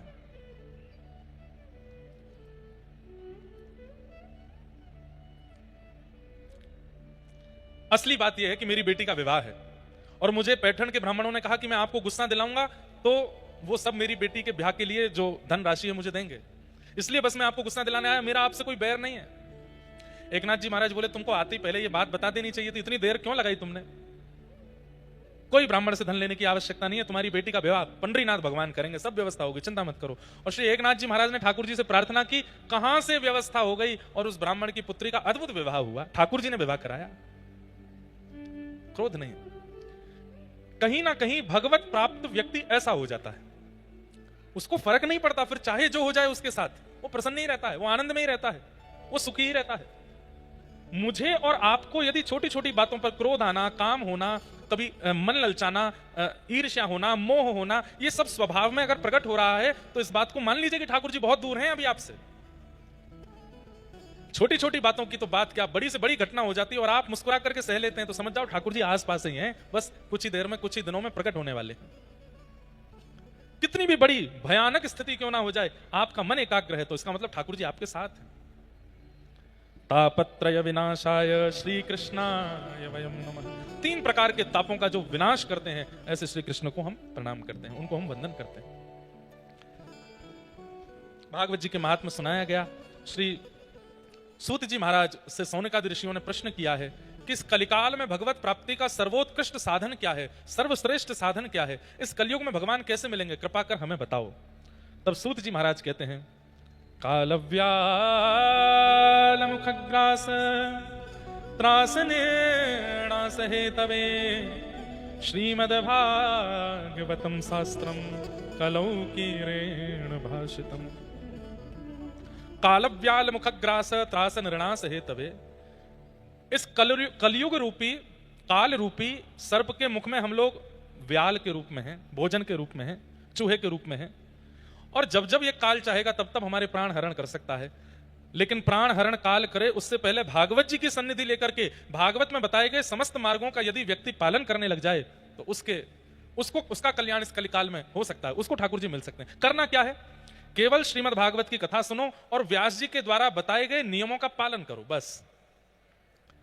लोग सुनते तो हैं पर करते नहीं हैं, लोग समझते भी हैं लेकिन करते नहीं हैं, लोग लिख भी लेते हैं लेकिन करते नहीं हैं, और कई लोग करने का प्रयास करते भी हैं लेकिन लंबे समय तक टिक नहीं पाते उस स्थिति में। यहां जो सुना जाए उसको तुरंत पालन में लेकर के आओ, व्यवहार में लेकर के आओ और लंबे समय तक उस व्यवहार में रखो उस चीज को, तभी कथा सुनना सार्थक है। नहीं तो यहां बैठ करके 3 घंटा समय नहीं बर्बाद करना है। यहां बैठ के जो सुना उसको तुरंत पालन करो, तुरंत मान जाओ।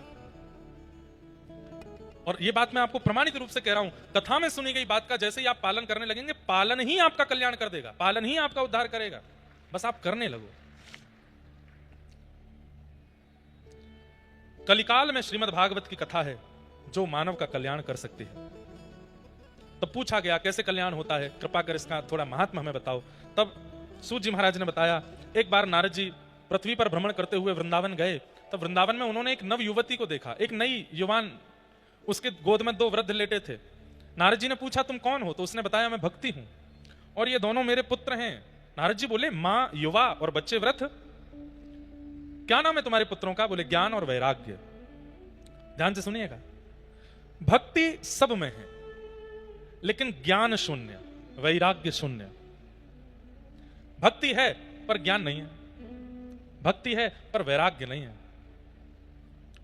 अब गणेश जी का आप लोग दर्शन, कल हम लोग श्रीमन डगरू सेठ गणपति जी का दर्शन, मेरा नियम है अगर मैं पुणे के आसपास कहीं भी आ रहा हूं तो पुणे के लोग जानते हैं कि मैं डगरू सेठ दर्शन करने जरूर जाऊंगा। मैं मुंबई जा रहा हूं तो हो सकता है मैं सिद्धिविनायक नहीं पहुंच पाता, ट्रैफिक भी होता है, लेकिन पता नहीं क्यों पुणे आऊंगा तो मैं श्रीमन डगरू सेठ हलवाई गणेश जी का दर्शन जरूर करता हूं। गणेश जी का दर्शन करके भक्ति तो हम प्रकट कर देते हैं, हाथ जोड़ लेते हैं, लेकिन गणेश जी का दर्शन करके ज्ञान क्या होता है? गणेश जी कानों से बताते हैं कि अपने श्रवण शक्ति को विराट रखो। ये बड़े कान इस बात का प्रमाण है कि भाई कथा सुनने के लिए इतने छोटे से दोने नहीं, इतने बड़े बड़े दोने रखो। जैसे किसी को खीर बहुत अच्छी लगती हो तो वो छोटी कटोरी देख करके बड़ा उदास हो जाता है, अरे इतनी सी कड़ी में खीर क्या पीऊंगा, बड़ा वाला कटोरा लेके आओ। तो मानो गणपति अपने कानों से आज्ञा देते हैं कि भाई संसार की बातें सुनने के लिए तुम्हारे कान जितने उतने ही रखो, लेकिन जब भक्ति की चर्चा सुनो, सत्संग की चर्चा सुनो तो मेरे बराबर कान होने चाहिए, बड़े बड़े पात्र रखो अपने पास। दूसरी आज्ञा क्या करते हैं? लंबोदर, पेट भी बड़ा है। बोले क्या कह रहे हैं? बोले भाई संसार का व्यंजन पाना हो, एक बड़ा पाव खा सको इतनी ही जगह रखना पेट में, लेकिन जब भक्ति की चर्चा हो, सत्संग की चर्चा हो, ज्ञान की चर्चा हो तो इतना ही जगह रखना कि 7 दिन की कथा सुनने के बाद भी ऐसा लगे अभी तो कुछ सुना ही नहीं हमने, ये 7 दिन तो बहुत कम है, महाराज जी अगली बार अहिल्यानगर 1 महीने के लिए आना, 1 महीना कथा सुनाना, हमारी भूख भरी नहीं, हमारा पेट भरा नहीं है अभी। लंबोदर। और ग्रहण शक्ति, नासिका भी लंबी है गणेश जी की, वो नासिका दीर्घ करके श्री गणपति जी कह रहे हैं मानो संसार के व्यंजनों के प्रति, संसार की वस्तुओं के प्रति सुगंधी अपनी नासिका के समान ही रखना, लेकिन श्री ठाकुर जी के चरण कमल की सुंदरता और सुगंधी के लिए अपनी नासिका इतनी लंबी कर लो कि अहिल्यानगर से वृंदावन तक पता चलता रहे आज राधा वल्लभ जी का श्रृंगार कैसा, राधा रमण जी के चरणों में इत्र कौन सा लगा, बिहारी जी कैसी सेवा करा रहे हैं, वो सब ग्रहण शक्ति से। हाथी का एक नियम होता है, वो हाथ से नहीं पकड़ता सामग्री, इसी से ही पकड़ता है।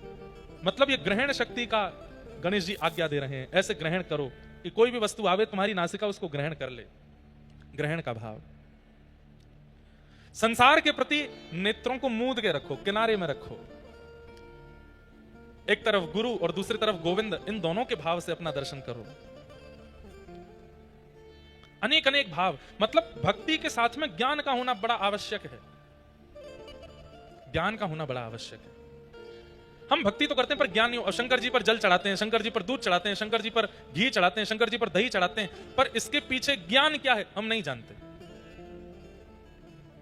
एक ऋषि थे, उन ऋषि ने ऐसी तपस्या की हिमालय पर बैठ करके कि इंद्र ने प्रकट होकर के कहा वरदान मांगो क्या चाहिए। ऋषि ने कहा कुछ नहीं चाहिए। फिर तपस्या की, इंद्र फिर प्रकट हो गए, बोले वरदान मांगो क्या चाहिए, नहीं चाहिए कुछ भी। फिर तपस्या की, ब्रह्मा जी गए, उन्होंने कहा वरदान मांगो, बोले नहीं चाहिए। तो देवताओं को थोड़ी घबराहट हुई, कहीं ऐसा तो नहीं हम बार बार वरदान देने के लिए जाते हैं ये मना कर देते हैं। ऐसी प्रवृत्ति कई बार राक्षसों की भी रहती है। हिरण्यकश्यप ने भी ऐसा ही किया था, वो तपस्या पर तपस्या करता गया, कुछ नहीं लेता गया, बार बार उसको वरदान देने का भाव रहा, लेकिन उसने कुछ स्वीकार नहीं किया। एक दिन तप के प्रभाव से अपने आप को इतना बलशाली बना लिया कि तीनों लोगों को अपने वश में कर लिया। तो इंद्र घबरा गए। इंद्र बोले मैं देने जाता हूं, ये लेने से मना कर देते हैं, कहीं ऐसा तो नहीं है ये इतना बलशाली होना चाहता है कि एक दिन ये स्वर्ग लोक आदि सबको अपने वश में कर ले, इनकी तपस्या तोड़वानी पड़ेगी। तब उन्होंने महादेव से जाके कहा, महादेव एक ऋषि हैं, हिमालय पर्वत पर रहकर तपस्या करते हैं, आप कैसे भी करके इनका स्थान जो है उसको जला दो। शंकर जी बोले हमसे क्यों करवा रहे हो ये काम? बोले कामदेव परास्त हो गया, बाकी के देवता भी परास्त हो गए, इनकी तपस्या कोई नहीं छुड़वा पाया, बस आप ही हो जो छुड़वा सकते हो। शंकर जी बोले तपस्या छुड़वानी क्यों है, करने दो। नहीं नहीं भगवान, ये इतना बलशाली हो जाएगा, एक दिन देवलोक को अपने वश में कर लेगा, हम सब इसके बल के सामने सूक्ष्म हो जाएंगे, इसकी तपस्या तुड़वानी है। तो देवताओं के बहुत आग्रह पर भोलेनाथ हैं गए, और वो ऋषि तो गए थे वन में, उनका जो आश्रम था शंकर जी ने उसको अंतर्ध्यान कर दिया। जब ऋषि लौट करके आए तो अपना आश्रम जब नहीं देखा तो क्रोध में भर करके श्राप दे दिया, जिसने भी मेरा ये आश्रम जलाया है बिना किसी कारण के, मैंने किसी का बुरा तो नहीं किया, मेरे आश्रम की ये दुर्गति जिसने भी की है मैं श्राप देता हूं, उसके संपूर्ण अंग में अग्नि की तरह ज्वाला प्रकट होगी, जलन होने लगेगी। महादेव का अंग ज्वलनशील होने लगा, पसीना पसीना हो गए, लाल पड़ गया पूरा अंग। खूब गंगा जल डाला, खूब जल डाले, लेकिन किसी भी प्रकार से वो अग्नि शांत नहीं हुई। अग्नि नहीं लगी है, लेकिन अंग में ज्वलनशीलता वैसी ही हो रही है जैसे आग लगने वाले को होती है। तब नारायण के पास जब ये बात पहुंची, तब भगवान ने अपनी परम प्रिया कामधेनु माता को भेजा और कहा आप अपने थनों से जाकर के दुग्धाभिषेक करो। जैसे ही कामधेनु मैया ने अपने थनों से दुग्धाभिषेक किया, जहां जहां दुग्ध की बूंदें पड़ी वहां वहां वो अग्नि शांत होती चली गई और महादेव अति प्रसन्न हुए। महादेव ने कहा किसने भेजा कामधेनु तुम्हें? तब उन्होंने बताया आपके आराध्य, आप जिनसे अति प्रेम करते हैं, नारायण ने मुझे भेजा। तब से महादेव ने ये नियम बना दिया, मेरे आराध्य ने मुझ पर दुग्ध चढ़ा करके मुझे प्रसन्न किया, आज के बाद जो भी मुझ पर दुग्ध अभिषेक करेगा, जो भी दुग्ध से बनी सामग्री का अभिषेक करेगा, मैं उस पर इतना प्रसन्न हो जाऊंगा कि उसने मेरे प्रिय नारायण की आज्ञा मानी है, वो जो चाहेगा वो वरदान उसको मैं दिया करूंगा। तब से महादेव पर नित्य दुग्धाभिषेक, घृताभिषेक, दही का अभिषेक आदि आदि किया जाता है। भक्ति के साथ ज्ञान नहीं होगा तो भक्ति प्रसन्न नहीं रहेगी, क्योंकि ज्ञान उनका बेटा है।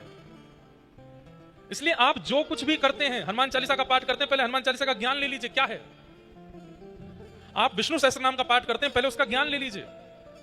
आप दुर्गा सप्तशती का पाठ करते हैं, पहले उसका भावार्थ समझ लीजिए, तभी उसका पाठ करना सहायक होगा। लेकिन हम लोग बिना जाने, बिना ज्ञान के भक्ति करते हैं, इसलिए भक्ति प्रसन्न नहीं रहती। ज्ञान का होना जरूरी है। और भक्ति के दूसरे पुत्र का नाम है वैराग्य। वैराग्य का मतलब क्या है? वैराग्य का मतलब घर छोड़ना नहीं, राग रहित व्यक्ति को वैराग्य कहते हैं। सब लोग ध्यान से सुनिए, इधर देखो, जो राग रहित है उसी को वैराग्य कहते हैं। राग रहित मतलब आपने मुझे माला पहनाई और आपके प्रति मेरा इतना वो हो गया, अब आप चाहे कुछ गलत भी करते हो तो भी मैं आपकी प्रशंसा करता हूं, नहीं नहीं ये तो बहुत अच्छे हैं, ये तो बहुत ऐसे हैं, ये राग है। वैराग्य का मतलब क्या है? तुम चाहे मुझे माला पहनाओ, तुम चाहे मुझे गाली दो, तुम्हारे प्रति मेरी कोई दुर्भावना नहीं और कोई सद्भावना नहीं, मैं एक रस हूं, ये वैराग्य है। हम कथा करते हैं, हमको हजारों लोग प्रेम देते हैं, लेकिन हजारों में से सैकड़ों लोग बुरा भला भी बोलते हैं, लेकिन दोनों के प्रति एक ही भावना रखना, ये वैराग्य है। एकनाथ जी की चर्चा हुई, श्री एकनाथ जी महाराज पर एक मुस्लिम व्यक्ति ने, सबने कथा सुनी है, 108 बार अपने मुख का झूठन थूका, लेकिन एकनाथ जी उसके प्रति सम ही रहे। जो प्रसन्नता माला पहनाने वाले के प्रति एकनाथ जी की रहती थी, वही प्रसन्नता से उसको भी देख रहे थे। इसको वैराग्य कहते हैं। हम लोग ऐसे नहीं हैं। कोई हमारे प्रति अनुकूल है तो हम अनुकूल व्यवहार करते हैं, और कोई हमारे प्रति प्रतिकूल है तो हम उसके प्रति प्रतिकूल ही रहते हैं। वैरागी व्यक्ति कैसा होता है? अनुकूल प्रतिकूल दोनों के प्रति सम रहे। श्री दत्तात्रेय भगवान के 24 गुरु हैं। श्री दत्त प्रभु ने वैराग्य भाव की स्थापना की, इसलिए उनको दिगंबर कहते हैं। इसलिए आप कभी भी दत्त प्रभु के अनुयायियों से मिलोगे, जैसे हम जय श्री कृष्ण कहते हैं, जैसे आराम बोलते हैं, वो बोलते हैं दिगंबरा। दिगंबरा मतलब आकाश ही जिसके वस्त्र हैं वो दिगंबर। जो कुछ नहीं पहनता, आकाश को ही पहन करके रहे, वो दिगंबर है। आकाश को पहन के रहे, वस्त्र ना पहने, इसका मतलब क्या है? जो किसी के उड़ावे में ढके ना, सदा मुक्त है, उसको दिगंबर कहते हैं। हम सब मुक्त नहीं, हम सब बंधन में हैं। किसी के ऊपर व्यसनों का बंधन है, कोई व्यसन के बंधन में बंधा हुआ है, किसी के ऊपर संबंधों का बंधन है, किसी के ऊपर धन का बंधन है, किसी के ऊपर यश कीर्ति मान प्रतिष्ठा का बंधन है। हम सब बंधनों में बंधे हैं, मुक्त नहीं है हम लोग। भक्ति क्या करती है? धीरे धीरे धीरे धीरे मुक्त कर देती है। धन नहीं है तो भी कोई दिक्कत नहीं, यश नहीं है तो भी कोई दिक्कत नहीं, अपमान है तो भी कोई दिक्कत नहीं, संबंधी है तो भी कोई दिक्कत नहीं, संबंधी छोड़ के चला गया तो भी कोई दिक्कत नहीं, सब में सम। इसी को वैराग्य कहते हैं। जो मुक्त है वही वैराग्य है। ये भक्ति के दूसरे पुत्र का नाम है। अब ये तो थोड़ा मैंने टिपिकल भाषा में समझा दिया, अब आसान भाषा में समझाऊं। वैराग्य किसको कहते हैं? घर छोड़ना वैराग्य नहीं, घर में रहते हुए किसी के प्रति आसक्त ना रहना यह वैराग्य है। 56 भोग सामने रखे हैं लेकिन उन पर मन का ना ललचाना यह वैराग्य है। करोड़ों रुपयों से भरी हुई कोई सामग्री आपको मिल गई लेकिन उसके प्रति भी लोभ ना आना यह वैराग्य है। परम सुंदरी स्त्री या परम पुरुष का दिख जाना और उसका आपके प्रति अनुकूल व्यवहार होने पर भी उसके प्रति रति ना होना यह वैराग्य है। यह वैराग्य है। वैराग्य का मतलब क्या है? वस्तु का त्याग नहीं, वस्तु के प्रति इच्छा का त्याग, उसको वैराग्य कहते हैं। हम हलवा नहीं खाते, खाने को मिलता ही नहीं है तुमको इसलिए बोल रहे हो नहीं खाते। कई लोग अपने नाम के आगे ब्रह्मचारी लगा देते हैं, ये ब्रह्मचारी हैं। क्यों? इन्होंने ब्याह नहीं किया। अब दो बातें, ब्याह किया नहीं था कि प्रयास बहुत किया लेकिन मिला कोई नहीं। कोशिश तो बहुत करी, रिज्यूम बहुत जगह भिजवाए थे, उन्हें रिज्यूम नहीं, क्या बोलते हैं उसको, बायोडाटा बहुत जगह भिजवाया था। इतने पढ़े हैं, इतने लिखे हैं, इतने बड़े बाल हैं, सुनहरे बाल हैं, इतना खाते हैं, इतना पीते हैं, ऐसे रहते हैं, ये हॉबीज हैं, इतनी हाइट है, थोड़े से सांवले हैं लेकिन रोज क्रीम लगाते हैं, एक दिन हो जाएंगे गोरे, हमसे ब्याह कर लो। सामने वाले ने रिजेक्ट कर दिया। 1 रिजेक्शन, 2 रिजेक्शन, 5, 10 रिजेक्शन, 25, 30 रिजेक्शन जब हो गए तो अपने मन को समझाने के लिए, तू रिजेक्टेड नहीं है तो तू सन्यासी है बेटा, तू विरक्त है। ब्रह्मचारी, हम ब्रह्मचारी हैं, 40 साल के हो गए, हमने ब्याह नहीं किया। अब सुनने वाले वो हो ब्रह्मचारी ब्रह्मचारी, लेकिन अंदर की बात कौन जाने, प्रयास तो बहुत किया पर किसी ने हाँ ही नहीं करी थी। ये ब्रह्मचर्य नहीं है। ब्रह्मचारी किसको कहेंगे? असंख्य सुंदरी नारियां आ गई थीं लेकिन फिर भी अपने मन को एकाग्र करके निकल पड़े उस रास्ते से, किसी के प्रति मन ना जाने दिया, वो ब्रह्मचारी है। वैराग्य का मतलब क्या है? वस्तुएं अनेक प्रकट हो गई लेकिन प्रकट वस्तुओं के प्रति मन का ना ललचाना, इसको वैराग्य कहते हैं। वस्तु का त्याग वैराग्य नहीं होता, वस्तु के सन्मुख होते हुए भी उसके प्रति इच्छा ना होना, यह वैराग्य है। ये 2 पुत्र हैं भक्ति के, ज्ञान और वैराग्य। ये दोनों वृद्ध हो गए। क्यों? क्योंकि कलयुग के लोगों में भक्ति तो है पर ज्ञान और वैराग्य नहीं है। तब भक्ति महारानी ने नारद जी से कहा, मेरे पुत्रों को युवान बनाने का कोई कार्य बताइए। तब नारद जी महाराज भ्रमण करते करते बद्रीनाथ पहुंचे और वहां जाकर के सनक सनंदन सनातन सनत कुमारों से पूछा, ज्ञान और वैराग्य की वृद्धता दूर कैसे होगी? तब सनत कुमारों ने 5 प्रकार के यज्ञ बताए। उन यज्ञों में सबसे श्रेष्ठ यज्ञ भागवत की कथा बताई। सत्कर्म सूचको नूनम ज्ञान यज्ञ स्मृतो बुधई श्रीमद् भागवतालाप सतु गीत सुखादिभिः।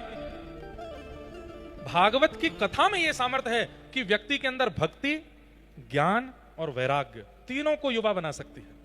इसलिए भागवत की कथा करो। बिना भागवत सुने भी लोगों में भक्ति आ जाती है लेकिन ज्ञान और वैराग्य भक्ति सहित हृदय में उदित तभी होंगे जब वो भागवत को श्रवण करेगा। इसलिए हे नारद जी, आप ज्ञान वैराग्य की युवा स्थिति के लिए भागवत की कथा करो।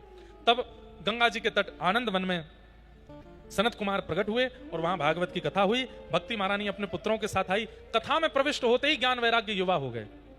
इसका मतलब क्या है? अगले 7 दिनों में कथा सुनते सुनते अनुभूति होगी कि ज्ञान भी युवा हो जाएगा, वैराग्य भी युवा हो जाएगा। 7 दिन बाद जब कथा विश्राम होगी उसके बाद वो धीरे धीरे फिर वृद्ध होने लगेंगे। आपको चाहिए कि जो चित्त में ज्ञान वैराग्य युवा हुए हैं वो वृद्ध ना हो, वो युवा ही रहें।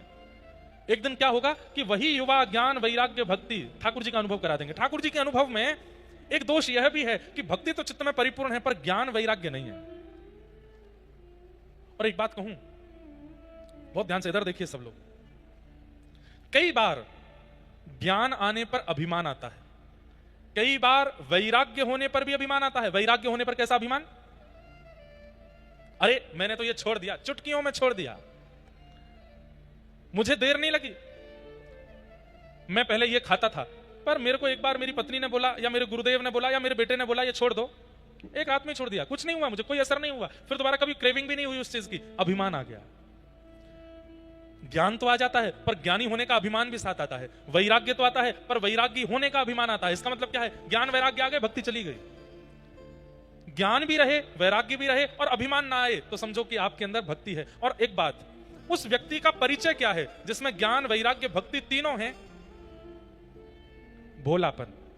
वो व्यक्ति भोला होगा, सरल होगा, सहज होगा, सीधा होगा, बहुत ज्यादा चतुराई उसके अंदर नहीं होगी, तो समझ जाओ कि ज्ञान भी अपनी जितना होना चाहिए उतना है, वैराग्य भी जितना होना चाहिए उतना है, और भक्ति भी जितनी होनी चाहिए उतना है। भोला है, सरल है। महाराष्ट्र के भक्तों में एक बात देखने में आती है, यहां के भक्तों का चरित्र जब आप देखेंगे, भोले बहुत हैं, सरल हैं, सीधे हैं, सहज हैं, इसलिए विठोबा को बहुत प्रिय हैं, क्योंकि भोले। तो ज्ञान, वैराग्य और भक्ति अगर तीनों किसी के अंदर विद्यमान हैं, तो उसके अंदर सौम्यता, सरलता, भोलापन, सहजता ये स्वाभाविक रूप से आने लगेगी। अब माता पिता की सेवा कर रहा है पुंडलीक, और द्वार पर आकर के पंडरीनाथ भगवान खड़े हो गए हैं, साक्षात त्रिलोकीनाथ भगवान आकर के खड़े हो गए और कह रहे हैं, आ जाओ पुंडलीक, मैं तुम्हें दर्शन देने आया हूं। और पुंडलीक क्या कह रहा है? नहीं, मैं अभी अपने माता पिता की सेवा कर रहा हूं। लक्ष्मी जी बोली, पुंडलीक द्वार पर ठाकुर जी खड़े हैं, कोई आसन तो दे दो। आसन के रूप में ईंट खिसका देता। कितना सीधा है पुंडलीक, कितना भोला है। यही मैं और आप होते, हम कुछ कर रहे होते, ठाकुर जी द्वार पे आ जाते, तो हमारे पास योजनाएं बहुत हैं करने को, हम करते। और सबसे बड़ी बात, अगर हम माता पिता की सेवा कर रहे होते, ठाकुर जी आ जाए, तो हम सबसे पहले छोड़ के भागते। ठाकुर जी आ गए, चलो। पर पुंडलीक नहीं गया, क्यों? भोला है, सीधा है। तो इसलिए इन 7 दिनों में ज्ञान, वैराग्य और भक्ति तीनों को चित्त में स्थापित कीजिएगा, और ये देखते रहिएगा कि आप यदि सरल हो, आप यदि सहज हो, आप यदि भोले हो, आपके अंदर चतुराई ज्यादा नहीं है, इसका मतलब जितना ज्ञान होना चाहिए उतना है, जितना वैराग्य होना चाहिए उतना है, जितना भक्ति होनी चाहिए उतनी चित्त में है, तभी आप इतने सरल, सहज और भोले हो। कथा सुनते ही तीनों युवा हो गए। भक्ति सुतौ तौ तरणौ गृहीत्वा प्रेमई करूपा सहसा विरासी श्री कृष्ण गोविंद हरे मुरारे नाथेति नामानि मुह वदन्ति। भक्ति महारानी ज्ञान वैराग्य के साथ युवा हो गए, और भागवत की कृपा से ज्ञान, वैराग्य, भक्ति सबके चित्त में स्थापित हुई। तो भागवत जी का पहला महात्मा क्या है कि भक्ति, ज्ञान, वैराग्य तीनों युवा होते हैं कथा सुनने से। अब भागवत जी के दूसरे महात्मा में चलते हैं। बस हम 10-15 मिनट में और कथा कहेंगे। कल से तो कथा का समय नियमित रहेगा, 4, 4:15 से 7। आप सब लोग 3 बजे ही आ जाना। हाँ, गर्मी तो बहुत है बाहर, गर्म, हमारे यहां से ज्यादा गर्म है यहाँ पर, लेकिन आप गर्मी सह के आ जाना, ठंडक हम दे देंगे, शीतलता हम दे देंगे खूब। ये हमारा काम है, कथा सुना करके, प्रेम भक्ति सुना करके। अभी तो पहला दिन है, अभी तो धीरे धीरे खूब रस बढ़ेगा।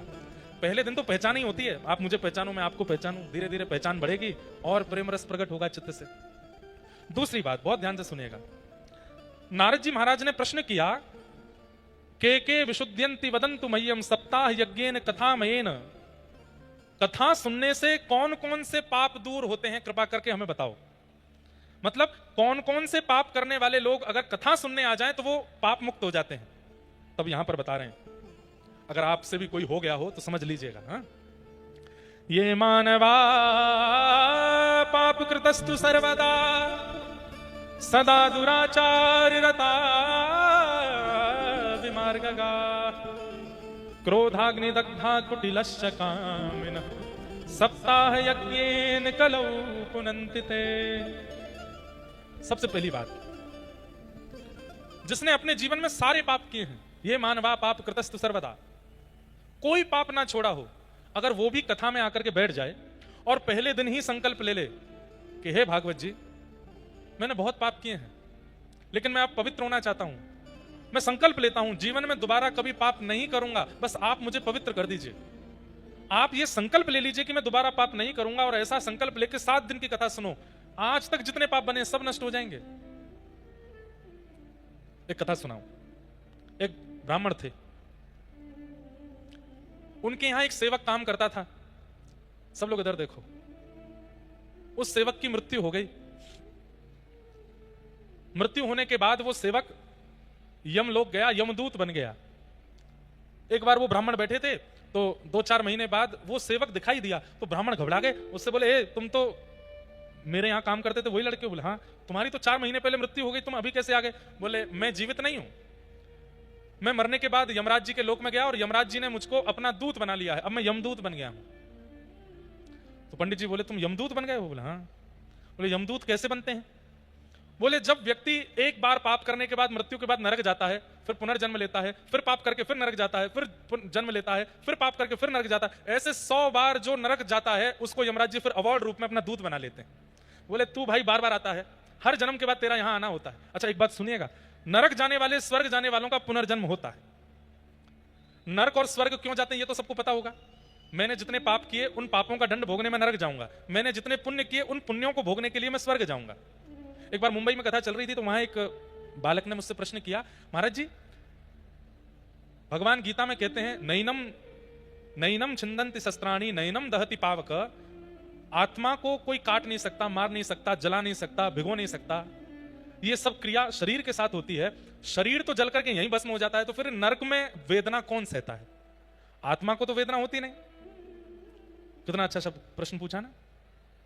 तब उसका उत्तर क्या मिला कि व्यक्ति को मृत्यु के बाद में भोग शरीर मिलता है, एक दूसरा शरीर मिलता है जिसका नाम ही है भोग शरीर। उस भोग शरीर को कितना भी मारो पीड़ा होती है लेकिन मरता नहीं है।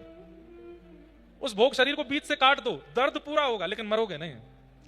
और वही भोग शरीर जब स्वर्ग में जाता है, कितना भी खिला दो पेट नहीं भरता, कितना भी सुला दो नींद पूरी नहीं होती, कितना भी समय रह ले बूढ़ा नहीं होता, वो भोग शरीर है। तो नरक और स्वर्ग का सबको कॉन्सेप्ट पता है।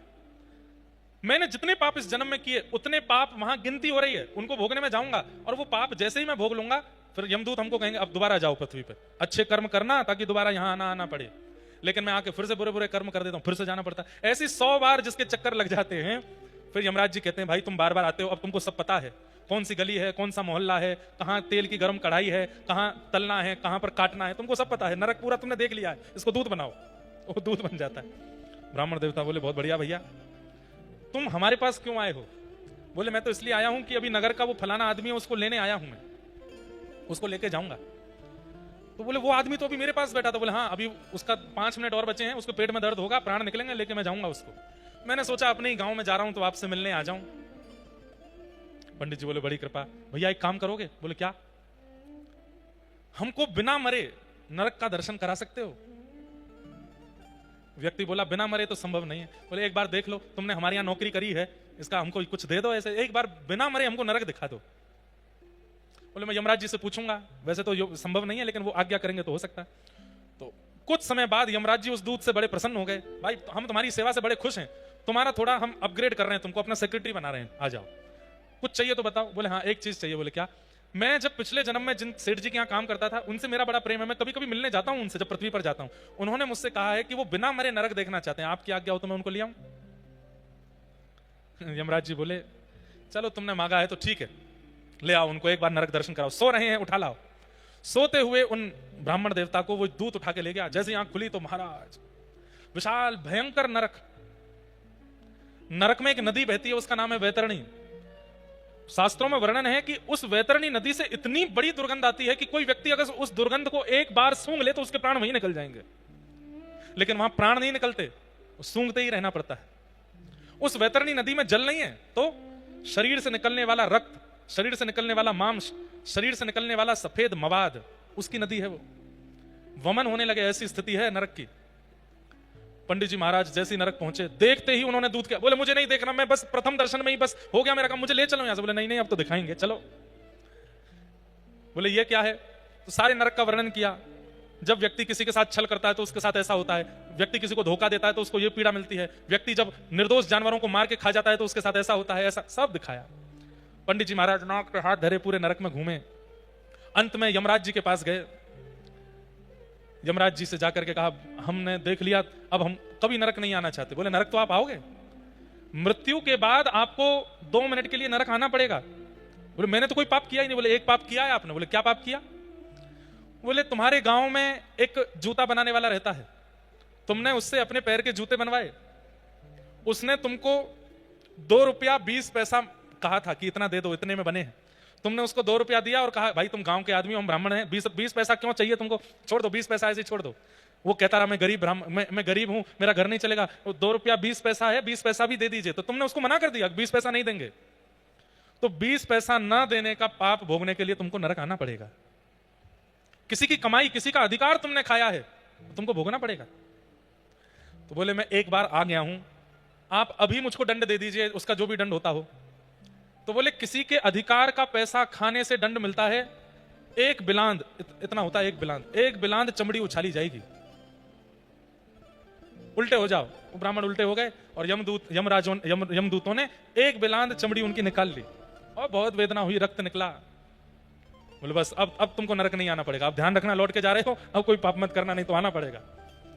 तब यमराज जी से जाते जाते उन ब्राह्मण देवता ने पूछा कौन लोग नरक नहीं आते, कृपा कर उनके बारे में मुझे बता दो।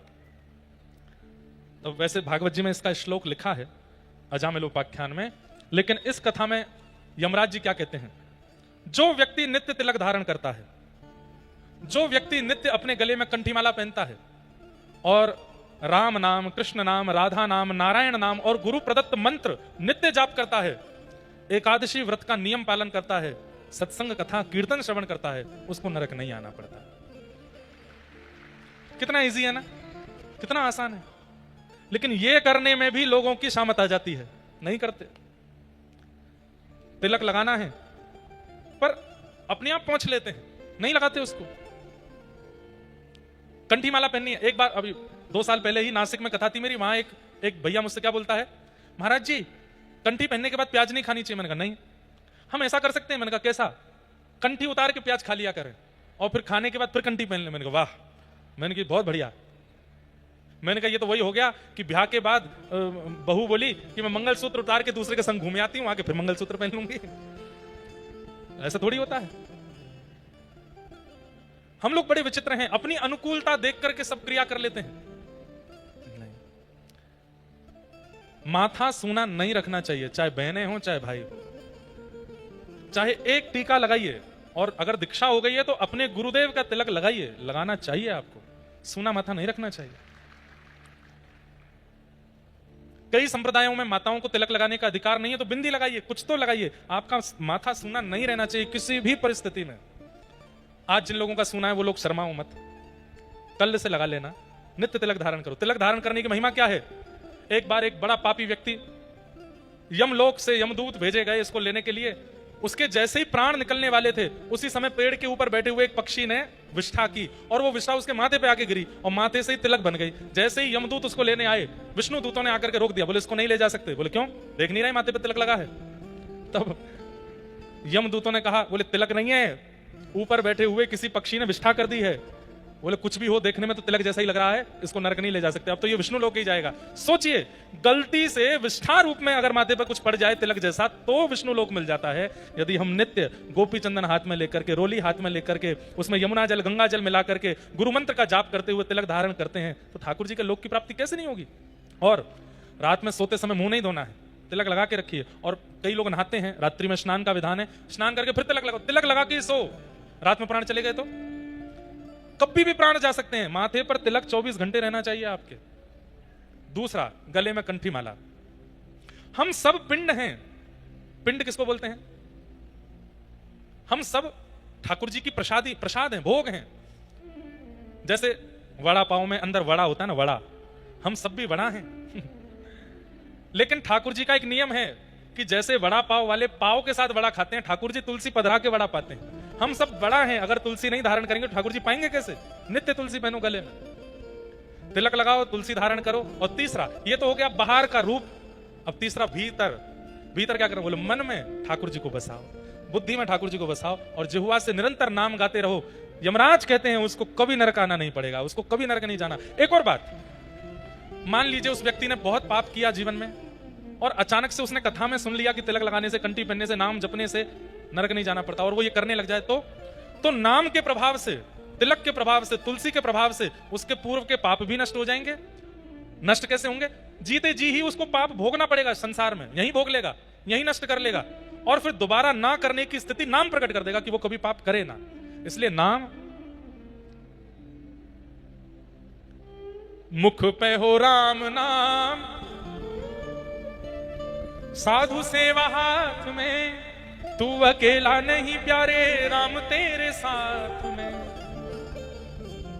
मुख में राम नाम, राधा नाम, कृष्ण नाम, विठल नाम, राम कृष्ण हरि नाम, नारायण नाम होना चाहिए। ये जीव क्वारी ना रहे, इस जीव का ब्याह कराओ नाम के साथ। ये लूली बाई है। कौन है? लूली बाई। लूला समझते हैं किसको कहते हैं? जहां हड्डी नहीं होती उसको लूला कहते हैं। ये लूली बाई है, लेकिन आपके शरीर की एक एक हड्डी तोड़वाने की सामर्थ्य इस लूली बाई में है। एक शब्द ऐसा बोल देगी 32 दांत रोते हैं, घबराते हैं इस लूली बाई के मारे। क्यों? ये जब बोलती है तो दांत कहते हैं हम तुझे चबा देंगे, हम तुझे काट खाएंगे। बोले चबा के तो दिखाओ। मैं ऐसा शब्द बोलूंगी सामने वाला एक मुष्टिक प्रहार करेगा, टूट जाओगे तुम। लूली बाई। ये लूली बाई तब तक हमारा अनहित करती है जब तक कुंवारी रहती है। नाम भगवान के साथ इसका ब्याह कर दो, ये लूली बाई फिर आपका कल्याण कर देती है, आपको ठाकुर जी की प्राप्ति करा देती है। तो पाप, ये मानवा पाप कृतस्तु, कितने भी प्रकार के पाप आपने किए हो, कथा में बैठकर के संकल्पित हो जाओ कि मैं दोबारा नहीं करूंगा जीवन में, बस मुझे पवित्र करो। दोबारा करना मत, बस पवित्र आपको कथा कर देगी। अगर दोबारा किया, कथा 7 दिन के बाद आपने फिर वही गलती या फिर वही पाप किया, तो पुराना मल्टीप्लाई इंटू 1 करोड़ होकर के मिलेगा फिर। इसलिए दोबारा पाप करना नहीं। यहां बैठ के अगर कथा सुन ली है तो। आत्मदेव नाम के ब्राह्मण थे, उनके कोई संतान नहीं थी। संत कृपा से एक प्रसाद मिला, अपनी पत्नी को दिया, पत्नी ने नहीं खाया, गैया को खिला दिया। गैया के गर्भ से एक बालक ने जन्म लिया जिनका नाम गोकर्ण हुआ, और पत्नी अपनी सहेली के बालक को ले आई, उसका नाम धुंधुकारी रखा।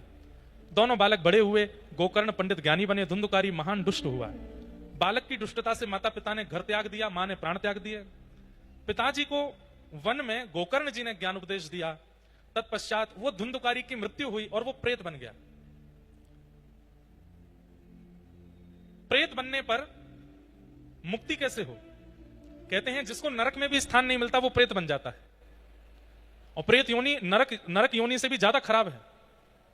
प्रेत योनि के लिए गोकर्ण जी महाराज ने गया में जाके श्राद्ध किया, लेकिन गया श्राद्ध से भी उसके पाप इतने थे कि वो पवित्र नहीं हुआ।